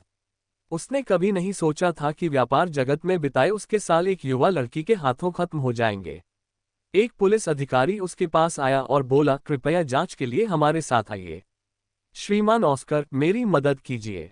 डेव ने ऑस्कर की ओर हताशा से देखा। उसे पुलिस के हाथों पकड़ा नहीं जा सकता था, वरना वह पुलिस स्टेशन से मुश्किल से ही बाहर निकल पाता। मैं तुम्हारे साथ हूं, चिंता मत करो। ऑस्कर ने उसकी पीठ हल्के से थपथपाते हुए फुसफुसाया, कुछ भी स्वीकार मत करना, मैं जल्द ही तुम्हारे लिए एक वकील भेज दूंगा। तुम्हें जल्दी करनी चाहिए। डेव बेचैन था, उसे सबसे बुरे की आशंका थी। मुझे पता है, आराम करो। वैसे, रोजमेरी ने अचानक कहा, देव के साथ 8 और रेस्टोरेंट हैं। डेव घबरा गया। ये लड़की क्या कर रही थी? क्या उसे लग रहा था कि हालात पहले से ही काफी खराब नहीं है और वह आग में घी डालना चाहती थी? डेव हमेशा डिजाइनर कपड़े पहनता है और आलीशान घरों में रहता है, लेकिन उसका खाता हमेशा दिखाता है कि वह मुश्किल से गुजारा कर रहा है और टैक्स नहीं चुका सकता। ये समझना मुश्किल है। ये सुनकर कैप्टन जो तुरंत समझ गए, उसे गहन जांच के लिए वापस ले जाओ। जी श्रीमान। डेव को पुलिस द्वारा ले जाने के बाद रोजमेरी ने अपनी भौहें उठाई, ऑस्कर की ओर देखा और फिर अपने कार्यालय की ओर चल पड़ी। कई कर्मचारी स्वास्थ्य जांच कराने के लिए छुट्टी लेना चाहते थे। चूंकि यह समस्या हमारी कंपनी की निगरानी की कमी का परिणाम है, इसलिए मुख्यालय को बताएं कि उन्हें 1 महीने का अतिरिक्त वेतन दिया जाए ताकि वे अपने पोषण की पूर्ति के लिए कुछ सामान खरीद सकें। समझ गया। डीन ने तुरंत काम स्वीकार कर लिया। तभी फिलिप ने उसे एक संदेश भेजा, रोज, क्या तुम काम कर रही हो? थकी हुई हो? भूखी हो? मैं तुम्हारे लिए कुछ खाना भिजवा दूंगा। संदेश के अंत में उन्होंने एक प्यारा सा इमोजी भी भेजा। धन्यवाद दादाजी, लेकिन मैं ठीक हूँ, रोजमेरी ने जाते हुए कहा, मुझे सच में भूख नहीं लग रही है। भूख न भी लगे तो भी खाना खा लो, तुम बहुत दुबली हो। मैं शेफ से तुम्हारे लिए कुछ बनवाता हूँ, मुझे यकीन है तुम्हें बहुत पसंद आएगा। शेफ ने कहा कि आजकल की युवतियां दोपहर की चाय के साथ परोसी जाने वाली इन शानदार पेस्ट्रीज को बहुत पसंद करती हैं। रोज को भी ये पसंद आने चाहिए, है ना? कोई जरूरत नहीं, इसे रोमियो को दे दो। उसे इसकी जरूरत नहीं है, मैंने उसका हिस्सा तैयार नहीं किया। फिलिप ने बिना किसी झिझक के जवाब दिया। दूसरी ओर सेरेना 2 घंटे से कॉन्फ्रेंस रूम में इंतजार कर रही थी। दोपहर की चाय पहले ही ठंडी हो चुकी थी। वह ये देखना चाहती थी कि रोमियो क्या कर रहा है, लेकिन उसे उसके काम में बाधा डालने से डर लग रहा था। जैसे ही वह हिचकिचा रही थी, रोमियो के दफ्तर का दरवाजा खुला और उसने रोमियो को बाहर आते देखा। रोमियो, क्या तुम्हारा काम खत्म हो गया? सेरेना झट से उसके पास पहुंची और बोली, तुम लगातार काम कर रहे हो, तुम्हें अपना ख्याल रखना चाहिए। क्या तुम्हें भूख लगी है? क्या तुम पहले कुछ खा सकते हो? श्री मैकमिलन को कुछ काम निपटाने हैं। काल अभी भी उसे रोकने की कोशिश कर रहा था। मिस सेरेना, कृपया एक पल रुकिए। रोमियो, सेरेना ने उसे पुकारा, कहाँ जा रहे हो? क्या तुम बाद में लौटोगे? मैंने तुम्हारे लिए कुछ खाना तैयार किया है, पहले थोड़ा चख लो ना। रोमियो ने लिफ्ट में प्रवेश करते समय पीछे मुड़कर नहीं देखा। दरवाजे धीरे धीरे बंद हो गए और सेरेना के सामने केवल एक ठंडी और दृढ़ आकृति ही रह गई। रोमियो के चले जाने पर काल भी जाने के लिए मुड़ गया। इसी समय उसका फोन वाइब्रेट होने लगा और उसने कॉल का जवाब दिया, सब कुछ तैयार है। अच्छा, मैं लगभग 10 मिनट में पहुंच जाऊंगा। बस ये देख रहा था कि जूस ताज़ा है ना? और बर्फ के टुकड़े तो नहीं है ना? अच्छा, पेस्ट्री को गर्म रखना, हमारी युवती ठंडा खाना नहीं खाती, ठीक है। ये सुनकर सेरेना थोड़ी हैरान रह गई, उसकी प्रेमिका कौन थी? क्या वह रोजमेरी हो सकती है? अचानक उसके मन में रोजमेरी की छवि कौंध गई। सेरेना को गहरा सदमा लगा। वह जल्दी से दूसरी लिफ्ट में चढ़ी और अपनी कार में बैठ गई। एरिक, रोमियो की कार का पीछा करो। मिस सेरेना, आप क्या कर रही हैं? एरिक थोड़ा असमंजस में था, लेकिन सेरेना के चिंतित चेहरे को देखकर उसने तुरंत इंजन स्टार्ट कर दिया। श्रीमान मैकमिलन, हमारे पीछे कॉलिंस परिवार की गाड़ी है, क्या हमें उनसे पीछा छुड़ाना चाहिए? काल ने तुरंत पीछे वाली गाड़ी की नंबर प्लेट देखी, वह कॉलिंस परिवार की गाड़ी थी। लेकिन रोमियो को परवाह नहीं थी, उसने कहा, उन्हें आने दो। रोजमेरी अभी अपने ऑफिस में दाखिल ही हुई थी कि उसे रोमियो का फोन आ गया। मैं आपके लिए दोपहर की चाय ला रहा हूं, मैं लगभग 10 मिनट में पहुंच जाऊंगा। रोमियो की आवाज हमेशा की तरह गहरी और मोहक थी। आपका दफ्तर किस मंजिल पर है? क्या आप पहले से ही रास्ते में हैं? हाँ, तो मैं आपसे मिलने आऊंगा। वह मिस्टर मैकमिलन को अपने कार्यालय में सामान पहुंचाने देने की हिम्मत नहीं कर पाई, इससे बहुत ज्यादा ध्यान आकर्षित हो जाता। क्या आपको डर है कि लोगों को हमारे रिश्ते के बारे में पता चल जाएगा? क्या यह इसलिए था क्योंकि वह उतना आकर्षक नहीं था, या उसका पारिवारिक पृष्ठभूमि उतना प्रतिष्ठित नहीं था, या फिर यह इसलिए था क्योंकि वह ये स्वीकार नहीं करना चाहती थी कि वह उसका मंगेतर है? क्या आपको अपनी स्थिति का पता नहीं है? जब यह आदमी आता तो न केवल कंपनी बल्कि पूरा समरफील्ड गुलजार हो जाता। उस समय कई लोग उनके रिश्ते के बारे में पूछ रहे होंगे। अध्याय 66 सेरेना रोमियो का पीछा करती रही जब तक कि उसकी कार एक कंपनी के पास नहीं रुक गई। ये कॉलिंस परिवार के स्वामित्व वाली एक कपड़ों की कंपनी है और रोजमेरी इसकी मालिक है। सेरेना का अनुमान सही निकला, रोमियो सचमुच रोजमेरी से मिलने आया था। उसने सेरेना को 2 घंटे तक बिना कुछ बोले कॉन्फ्रेंस रूम में छोड़ दिया, लेकिन रोजमेरी पर उसका पूरा ध्यान था। सेरेना को समझ नहीं आया रोजमेरी में ऐसी क्या खास बात थी। शायद उसकी दुनिया में इतनी सारी सभ्य महिलाओं को देखने के बाद वह बस आम लोगों के साथ समय बिताना चाहता था। रोमियो सफेद कमीज पहने कार से बाहर निकला। वह इतना आकर्षक था कि उसकी उपस्थिति मात्र से ही आसपास का वातावरण फीका पड़ गया।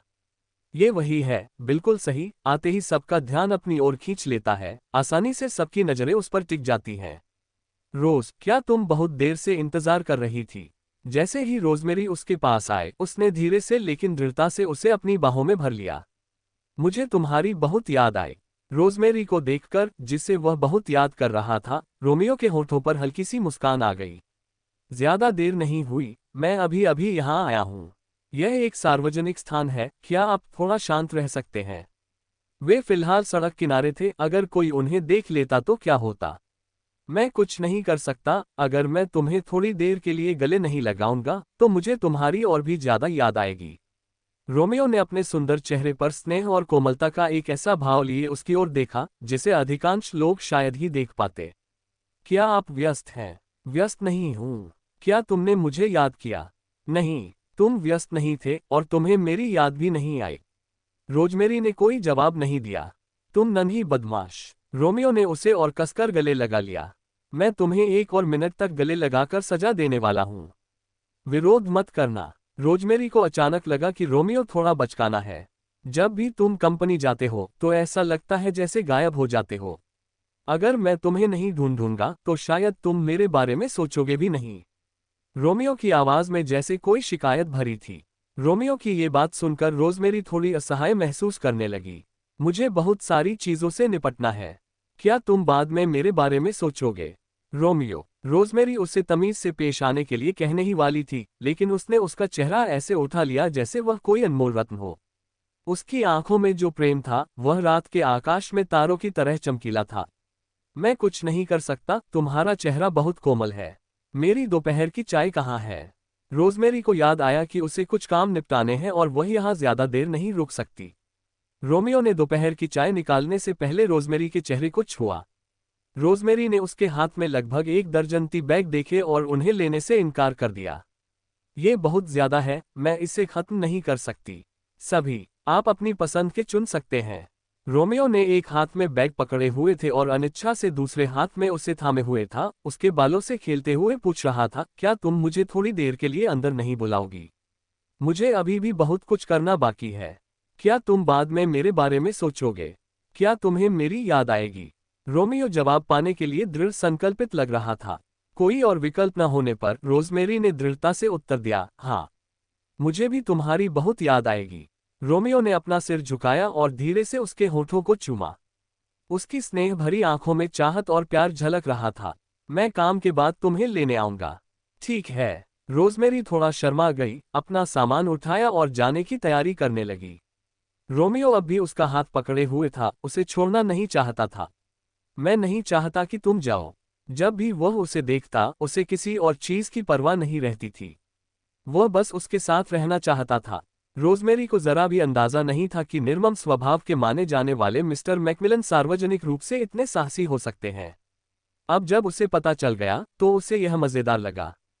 तो आप चाहते हैं कि मैं यहाँ आपके साथ ये सारा भारी सामान पकड़े हुए खड़ी रहूं? क्या मुझे इसे आपके कार्यालय तक ले जाने की आवश्यकता है? रोजमेरी ने अपना हाथ पीछे खींच लिया। 1 घंटे में मेरी छुट्टी हो जाएगी, तुम्हें जाना चाहिए। गुलाब। रोजमेरी रुकी और उसने पीछे मुड़कर उसे देखा। आज मैंने फेरिस व्हील पर जो कहा वह सच है। वह उसे बहुत पसंद करता था। उसे हर पल उसकी याद आती थी। आमतौर पर रोजमेरी उसे नजरअंदाज कर देती थी, लेकिन अब उसने उसकी गंभीर आंखें देखी और बस इतना कहा, मुझे पता है। रोमियो ने उसे जाते हुए देखा और चुपचाप उसके पीछे पीछे चला गया। रोजमेरी ने एक कदम बढ़ाया और रोमियो उसके पीछे पीछे चला। वे थोड़ी दूरी बनाए रखते हुए तब तक चलते रहे जब तक कि रोजमेरी भीड़ में गायब नहीं हो गई। तभी रोमियो रुका, अपना फोन निकाला और उसे कॉल किया। उसने अपने ही तरीके से चुपचाप उसकी रक्षा की और उसका साथ दिया।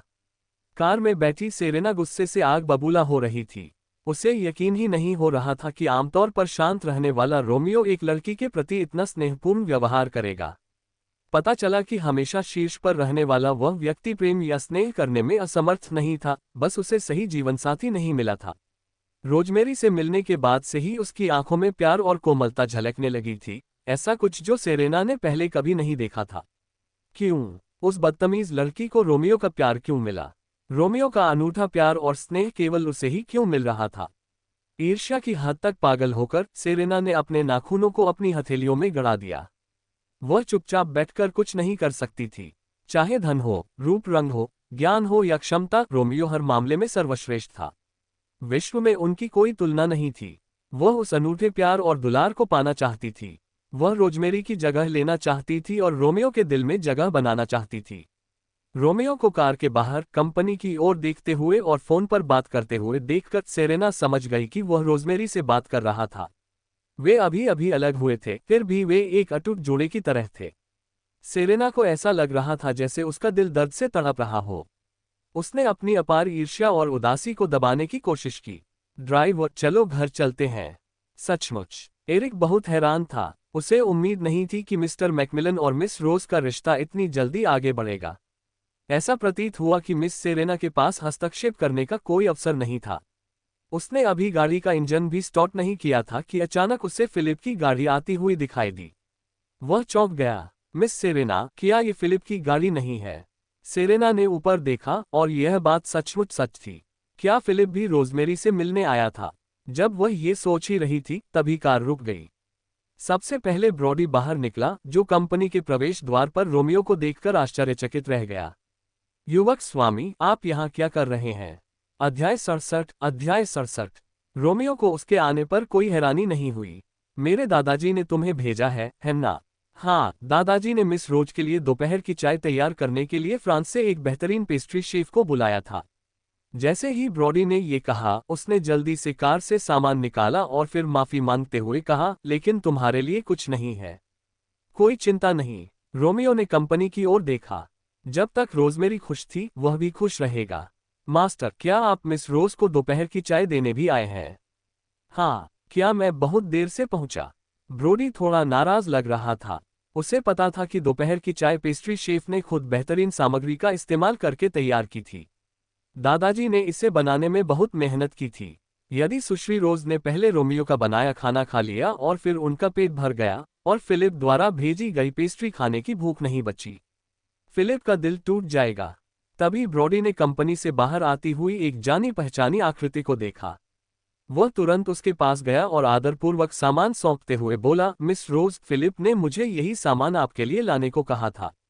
रोजमेरी ने मुस्कुराते हुए उसे लेने के लिए हाथ बढ़ाया और कहा, कृपया दादाजी को मेरा धन्यवाद कह दीजिएगा। फिलिप को उम्मीद है कि जब भी आपके पास खाली समय हो, आप उनसे मिलने आ सकेंगे। ज्यादा काम न करें और आराम करें। ठीक है। उन्होंने ये भी कहा कि आप कॉलेज जाने वाले हैं। अगर आपका कोई पसंदीदा कॉलेज है, चाहे वह देश में हो या विदेश में, तो आप उन्हें बता सकते हैं। ठीक है। और हाँ, अगर आपको काम में कोई दिक्कत आए तो आप फिलिप से मदद मांग सकते हैं। अगर जिंदगी में कोई बात आपको परेशान कर रही हो तो आप उसे बता सकते हैं। बगल में खड़े रोमियो ने हल्की सी मुस्कान दी। उन्हें याद था कि उन्होंने 3 साल तक उस समूह का संचालन किया था। दादाजी ने उन्हें कभी दोपहर की चाय नहीं भेजी, यहाँ तक कि चिंता का एक शब्द भी नहीं कहा। अब वह अपनी पोती की बहू के साथ बहुत अच्छा व्यवहार कर रहा है। दादाजी को मेरी ओर से धन्यवाद कह दीजिएगा। रोजमेरी लंबी खड़ी थी, उसका ठंडा और प्यारा व्यवहार सराहनीय था। मैं आपकी बात पहुंचा दूंगा। मैं अब आपके काम में बाधा नहीं डालूंगा।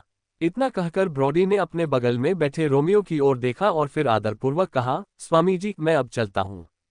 ठीक है। रोमियो जानता था कि उन्हें कुछ निजी स्थान देने के लिए वह पहले ही जा रहा है। वह बहुत ही विचारशील व्यक्ति थे। तुम अभी भी यहाँ क्यों हो? रोजमेरी ने कुछ हैरानी से रोमियो की ओर देखा। रोमियो ने प्यार से उसका चेहरा छूते हुए कहा, ये तो किस्मत है, ब्रह्मांड चाहता था कि हम फिर से मिले। रोजमेरी अवाक रह गई। पहले मेरी दोपहर की चाय खा लो। दादाजी की चाय जबरदस्ती मत खाओ। वापस जाओ। ठीक है। रोजमेरी के जाने के बाद रोमियो कुछ देर तक वहीं खड़ा रहा, जाने के लिए अनिच्छुक था। कार में बैठी सेरेना को यह उम्मीद नहीं थी कि रोमियो के दादाजी ब्रॉडी से रोजमेरी को दोपहर की चाय भिजवाएंगे। वह इतनी गुस्से में थी कि मानो आग बबूला हो रही थी, ईर्ष्या से लगभग हरी पड़ गई थी। उस लंच बॉक्स पर बना लोगो अगस्त का विशिष्ट चिन्ह था, जो एक शीर्ष श्रेणी का फ्रांसीसी पेस्ट्री शेफ था। केवल उनके द्वारा स्वयं तैयार की गई पेस्ट्री ही ऐसे लंच बॉक्स के लायक थी। हालांकि बहुत ज्यादा नहीं, लेकिन उनकी प्रसिद्धि के कारण एक ही कार्यक्रम से उन्हें लाखों डॉलर मिल जाते थे। क्या फिलिप ने सचमुच ऑगस्ट से एक उद्दंड लड़की के लिए दोपहर की चाय तैयार करने को कहा था? फिलिप उस लड़की के प्रति कुछ ज्यादा ही आकर्षित था, है ना? सेरेना के चेहरे पर गुस्से के भाव देखकर एरिक खुद को रोक नहीं पाया और बोला, मिस सेरेना, छोटी छोटी बातों पर परेशान मत होइए। सभी प्रेम कहानियां ऐसे ही शुरू होती हैं। धीरे धीरे प्यार कम हो जाएगा और भी बहुत कुछ होगा। दोनों के बीच घर्षण। सेरेना ने अपनी मुट्ठियां भींच ली। वह चुपचाप बैठकर कुछ नहीं कर सकती थी। अब रोमियो को उसमें कोई दिलचस्पी नहीं थी और फिलिप भी उससे दूरी बनाए हुए था। सिरदर्द से परेशान रोजमेरी कॉफी टेबल पर रखे दर्जनों आफ्टरनून टी बैग्स को देखते हुए अपने ऑफिस लौट आए। अगर वह इन्हें रात के खाने में भी खा ले तो भी वह इन्हें पूरी तरह खत्म नहीं कर पाएगी। डीन अपने काम की रिपोर्ट देने के लिए अंदर आया और वहां रखे सारे खाने को देखकर उसके मुंह में पानी आ गया। श्रीमती रोज, आप तो सचमुच ऐश आराम की जिंदगी जी रही हैं, है ना? आपने तो ये सारी आफ्टरनून टी खरीद ली। क्या आप इन्हें खत्म भी कर पाएंगी?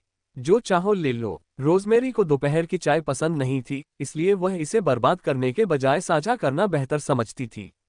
सुश्री रोज, क्या आपका सचमुच यही मतलब है कि मैं जो चाहूं ले सकता हूं? ये अगस्त और बेंसन द्वारा हाथ से बनाई गई दोपहर की चाय है। डीन का मुंह खुला का खुला रह गया। रोजमेरी ने भौहें उठाई, मानो पूछ रही हो, अगस्त और बेंसन कौन थे? श्रीमती रोज, क्या आप सचमुच नहीं जानती कि वे कौन हैं? डीन की आंखें चौड़ी हो गईं और उसने घबराकर कहा, अगस्त एक शीर्ष फ्रांसीसी पेस्ट्री शेफ है और बेंसन पेस्ट्री की दुनिया में एक बड़ा नाम है। रोजमेरी, जिसने उनके बारे में कभी नहीं सुना था, ने सवालिया अंदाज में अपनी भौहें उठाईं, महंगे हैं क्या? सुश्री रोज, क्या ये वही दोपहर की चाय नहीं है जो आपने मंगवाई थी? इससे पता चलता है कि जिसने आपके लिए ये मंगवाई है वह आपको बहुत महत्व देता है और पसंद करता है। ओह, अगस्त रिटायर हो चुके हैं। उनसे दोपहर की चाय बनवाना अब सिर्फ पैसे की बात नहीं रह गई है। और बेंसन, पिछली बार जब एक अंतर्राष्ट्रीय सुपरस्टार ने उनकी दोपहर की चाय का स्वाद चखना चाहा था तो उन्हें पूरे 3 दिन इंतजार करना पड़ा था। कई महीनों तक उसने हर संभव कोशिश की, तब जाकर बेंसन ने उसके लिए ये बनाया। तुम्हारी ये चाय कम से कम लाखों में तो होनी ही चाहिए, है ना? रोजमेरी को गहरा सदमा लगा। सैकड़ों, हजारों, इतना महंगा? श्रीमती रोज, क्या आपको इस पर कोई संदेह है? उनकी प्रसिद्धि को देखते हुए उनकी पेस्ट्री इस कीमत के लायक है। मात्रा और उत्कृष्ट कारीगरी को देखते हुए जो चाहो चुन लो। रोजमेरी सोफे पर आराम से झुक गई। उसका लहजा इतना सहज था मानो उसके सामने दोपहर की आम चाय रखी हो जिससे उसे कोई फर्क नहीं पड़ता। ठीक है, तो मैं शर्माऊंगा नहीं, ठीक है। हालांकि डीन ने कुछ चीजें चुनी, लेकिन वे सभी आम थीं। उसने महंगी चीजों को छूने की हिम्मत नहीं की। कुछ देर बाद मॉली डिजाइन के मसौदों के बारे में पूछने आई और रोजमेरी ने उसे भी कुछ मसौदे लेने दिए। उसने बचे हुए टुकड़ों में से एक टुकड़ा खाया, तभी बाहर से डीन की आवाज आई, श्रीमान ऑस्कर, आप सचमुच अंदर नहीं जा सकते। पहले मुझे सुश्री रोज से पुष्टि करने दीजिए कि मुझ पर गुस्सा करने से कुछ हल नहीं होगा। अगर आप अंदर जाने की जल्दी में भी चले गए तो भी अंत में आपको बाहर ही निकाल दिया जाएगा। क्यों परेशान हो रहे हैं? उसे अंदर आने दो, रोजमेरी ने आलस भरे लहजे में कहा। ऑस्कर ने तुरंत दरवाजा खोल दिया। रोजमेरी को सोफे पर आराम से बैठकर दोपहर की चाय का आनंद लेते देख वह मुस्कुराया और बोला, श्रीमती रोज, शायद हमारे बीच कुछ गलतफहमियां हैं। क्या आपके पास अभी समय है? क्या हम बात कर सकते हैं? माफ कीजिए, रोजमेरी ने आराम से मिठाई का एक टुकड़ा खाया और कहा, मेरे पास समय नहीं है। अगर आपको किसी बात से कोई शिकायत है तो कृपया मुझे बताएं, मैं उसे जरूर ठीक कर दूंगा। ऑस्कर मुस्कुराया और उसने कहा, मेरे रिश्तेदार के मामले को क्या हम यहीं समाप्त कर सकते हैं? रोजमेरी ने अपनी मिठाई खाना बंद कर दिया, भौहें चढ़ाते हुए बोली, उसने अपने कर्मचारियों को 1 साल तक उन स्वास्थ्य के लिए हानिकारक पदार्थों का सेवन करने दिया। अगर आप पीड़ित होती तो क्या आप उसे आसानी से माफ कर देती? अध्याय 68। हाँ, उस आदमी ने पहले कुछ घटिया सामग्री का इस्तेमाल करके जल्दी पैसा कमाने की कोशिश में गलती की, लेकिन कोई बात नहीं, किसी को चोट तो नहीं लगी, है ना? और कंपनी ने उनकी भरपाई भी कर दी। क्या आप उसे इस बार माफ नहीं कर सकते? रोजमेरी ने धीमी, सधी हुई आवाज में पूछा, और मैं ऐसा कैसे करूंगी? शायद पुरानी बातों को भूल जाना ही बेहतर होगा। उनसे कहिए कि वे कर्मचारियों को 6 महीने या 1 साल तक मुफ्त भोजन उपलब्ध कराएं। चिंता मत कीजिए, मैं सामग्री की गुणवत्ता पर कड़ी नजर रखूंगा, वे धोखा नहीं दे पाएंगे। तो ये सब आपकी लापरवाही की वजह से हुआ। रोजमेरी की निगाहें उससे वहीं रोके रहीं, उसकी आंखों में हल्का सा तनाव था। मिस्टर ऑस्कर, क्या आपको नहीं लगता कि आप भी कुछ हद तक जिम्मेदार हैं? हाँ, मेरी भी कुछ जिम्मेदारी है। ऑस्कर ने अपना सिर झुका लिया।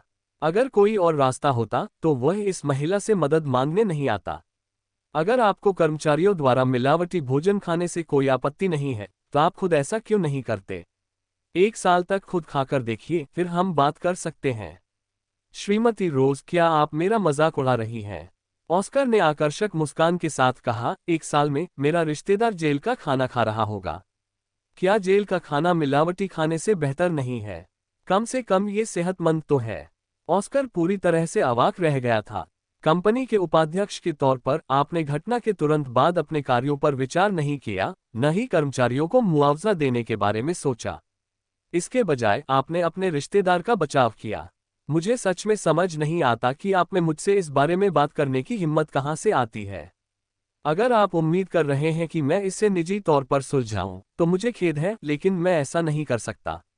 रोजमेरी का दृढ़ इनकार सुनकर ऑस्कर का दिल बैठ गया, लेकिन उसे इस बात का डर था कि उसके रिश्तेदार की समस्या उसे भी प्रभावित कर सकती है, इसलिए उसे आगे बढ़ना ही था।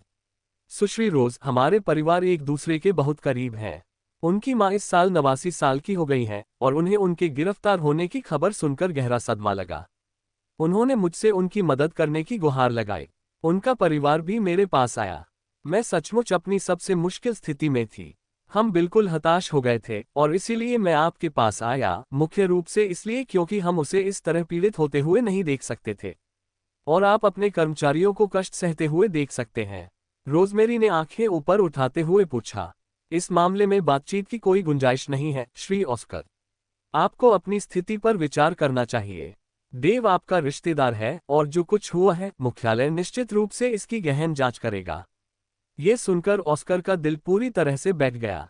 उसका पहले का दृढ़ शरीर अब हार मानकर झुकते हुए चला गया। रोमियो द्वारा खरीदी गई मिठाई का थोड़ा थोड़ा स्वाद लेते हुए रोजमेरी ने काम खत्म करने से पहले थोड़ी देर काम किया। रात हुई। रोमियो उसे मोमबत्ती की रोशनी में डिनर के लिए बाहर ले गया। वह बहुत कुछ सोच रहा था, लेकिन अंत में उसने एक शब्द भी नहीं कहा और चुपचाप खाना खाता रहा। क्या आप मुझसे कुछ कहना चाहते हैं? रोजमेरी ने उसकी झिझक से हैरान होकर पूछा। क्या तुम्हें कंगन पसंद नहीं आया? रोमियो ने रोजमेरी की खूबसूरत आंखों में देखा, मानो वह निराश हो गया हो। या फिर आप मुझे पसंद नहीं करते? रोजमेरी, क्या मैं तुम्हें आजकल बहुत परेशान कर रहा हूं? क्या इसलिए तुम नाराज हो?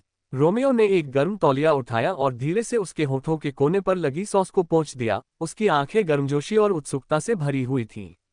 उसके जवाब का इंतजार किया। तभी रोजमेरी को एहसास हुआ कि वह अपनी कलाई पर कंगन पहनना भूल गई थी। अगर आपको मैं पसंद नहीं आया तो मैं आपका दिल जीतने के लिए और भी ज्यादा कोशिश करूंगा। बस मुझे थोड़ा और समय दीजिए, ठीक है? अगर आपको ब्रेसलेट पसंद नहीं आया तो मैं आपके लिए दूसरा डिजाइन कर सकता हूं। क्या तुमने ब्रेसलेट डिजाइन किया है? रोजमेरी ने आश्चर्य से पूछा। लेकिन रोमियो के लिए यह कोई बड़ी बात नहीं थी। बचपन से ही उनमें डिजाइन की प्रतिभा थी। उनके दोस्त अक्सर कहते थे, अगर वह डिजाइन को अपना पूरा जीवन समर्पित कर दें तो वह इस उद्योग में एक दिग्गज बन जाएंगे। उनकी डिजाइन प्रतिभा ने एक समय अंतर्राष्ट्रीय स्तर पर काफी हलचल मचा दी थी। हाँ, रोमियो ने उसकी आंखों में देखा, उसका चेहरा गंभीर और शांत था। क्या ये कंगन के बारे में है या मेरे बारे में? अगर दोनों के बारे में है तो मैं सब ठीक कर दूंगा। रोजमेरी ने एक स्पष्ट और चमकदार मुस्कान दी। कंगन ठीक है, मुझे ये बहुत पसंद है। आज दोपहर गलती से इस पर थोड़ा सा जूस गिर गया था, इसलिए हाथ धोने जाते समय मैंने इसे उतार दिया था और फिर इसे वापस पहनना भूल गई। तो इस लड़के को लगा कि अब वो लड़की उसमें दिलचस्पी नहीं रखती, इसलिए वो उसके आसपास बहुत सावधानी से रहता था। और मेरे बारे में क्या? रोमियो ने गंभीरता और स्नेह से उसकी ओर देखा और पूछा, क्या तुम मुझे पसंद करती हो? तुम ठीक हो? रोजमेरी ने हल्की सी हंसी हंसते हुए कहा, क्या अब हम खाना खा सकते हैं? रोमियो ने कोमलता से उसके चेहरे को सहलाया। पहले का उदास वातावरण पल भर में गायब हो गया और उसकी जगह मिठास और खुशी ने ले ली। रोज ने कहा कि वह ठीक है। इसका मतलब था कि वह काफी अच्छा काम कर रहा था। वह मुस्कुराया और खुशी खुशी उसे खाना खिलाने लगा। मैं अकेले खाना खा सकता हूँ। क्या तुम चाहती हो कि मैं तुम्हें चम्मच से खिलाऊं या किसी और चीज से? रोमियो थोड़ा आगे झुका और हल्के से उसके होठों को चूमा, मानो किसी बात का इशारा कर रहा हो। यह आदमी फिर से मुसीबत खड़ी कर रहा था। खाना खत्म करने के बाद रोमियो ने उसे उसकी कंपनी के पास छोड़ा, कार से बाहर निकला और उसके लिए दरवाजा खोलते हुए कहा, मैं तुम्हारे साथ ऊपर चलूंगा। कंपनी 24 घंटे 7 दिन कार्यरत रहती है। अगर वह ऊपर जाता तो उसे प्रोडक्शन डिपार्टमेंट के लोग देख सकते थे। रोमियो की निराशा देखकर रोजमेरी ने बेबसी से कहा, तुम यहीं रुको, मैं अपना कंगन लेकर तुरंत वापस आती हूँ। तो पहले मुझे गले लगा लो। मुझे गले लगा लो और मैं तुम्हें जाने दूंगा। रोमियो ने एक बच्चे की तरह गले लगने की गुहार लगाते हुए अपनी बाहें खोल दी। उसे लगा था कि बस हल्का सा स्पर्श होगा, लेकिन रोमियो की बाहों ने उसे कसकर जकड़ लिया। तुम हमारे रिश्ते का ऐलान कब करने वाली हो? हम लोगों को कब पता चलेगा कि मैं तुम्हारी मंगेतर हूँ? रोजमेरी अवाक रह गई। क्या इससे कोई फर्क पड़ता है? यह मायने रखता है। रोमियो ने उसे कसकर गले लगाया और पूछा, क्या कंपनी में कोई तुम्हें छेड़ रहा है? रोजमेरी को यह मजेदार लगा। पिछले कुछ दिनों में उसने इतनी ज्यादा मुसीबतें खड़ी कर दी थी कि न केवल पुरुष बल्कि महिलाएं भी उसके पास जाने की हिम्मत नहीं कर रही थीं। नहीं, मुझे ये अच्छा लगा। रोमियो ने उसकी खुशबू को गहरी सांस लेकर महसूस किया और कहा, मुझे ये सच में बहुत अच्छा लगा। तुम मेरी मंगेतर हो, तुम्हें दूसरों से दूरी बनाए रखनी चाहिए। ठीक है, मुझे समझ आ गया, अब मुझे जाना होगा। वह कंपनी में दाखिल हुई, ऑफिस कोट डाला, अंदर चली गई और उसका ब्रेसलेट अभी भी चुपचाप डेस्क पर पड़ा हुआ था। आज रात उसने जो कहा, उसके बारे में सोचते हुए रोजमेरी को अंदर से गर्माहट महसूस हुई। उसे इंतजार न कराने के लिए रोजमेरी ने ब्रेसलेट पहना और ऑफिस से निकल गई। जैसे ही वह लिफ्ट में चढ़ने वाली थी, उसे सीढ़ियों से एक आवाज सुनाई दी। यह एक बहस की तरह लग रहा था जिसमें शिकायत का लहजा था। रोजमेरी चुपचाप चलकर गई, सीढ़ियों का दरवाजा खोला और महसूस किया कि आवाज कुछ मंजिल नीचे से आ रही थी। सीढ़ियों में गूंज के कारण आवाज काफी तेज थी। अध्याय 69। मेरे परिवार में 7 लोग हैं जिनका पेट पालना है और वे सब मुझ पर निर्भर हैं। अब मिस्टर ऑस्कर ने कहा है कि वे उत्पादन रोक देंगे। हम अपना गुजारा कैसे करेंगे? आप आधी अधूरी बात सुनकर निष्कर्ष पर नहीं पहुंच सकते। श्री ऑस्कर का मतलब था कि प्रोडक्शन लाइन 1, 2 और 3 चलती रह सकती है। केवल 4 और 5 को ही आराम की जरूरत है। उनका मतलब यह नहीं है कि आप काम नहीं कर सकते, बस इतना है कि आपको कुछ समय घर पर आराम करने की जरूरत है।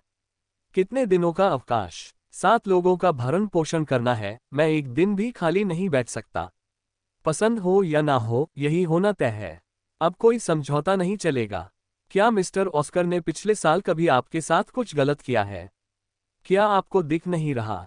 अब जब मिस रोज भी इसमें शामिल हो गई हैं, तो हर छोटी छोटी बात पर नजर रखी जा रही है। प्रोडक्शन लाइन 4 और 5 को रोकना होगा और गोदाम का सारा स्टॉक अगले कुछ दिनों में खाली करना होगा। नहीं तो न सिर्फ आप और मैं, बल्कि मिस्टर ऑस्कर भी मुश्किल में पड़ जाएंगे। रोजमेरी को समझ आ गया। तो चौथी और 5वीं लाइन पर रात में बने सारे उत्पाद खराब थे, है ना? बोलने वाले शायद प्रोडक्शन विभाग के मिस्टर चार्ली और चौथी लाइन के लीडर हैं।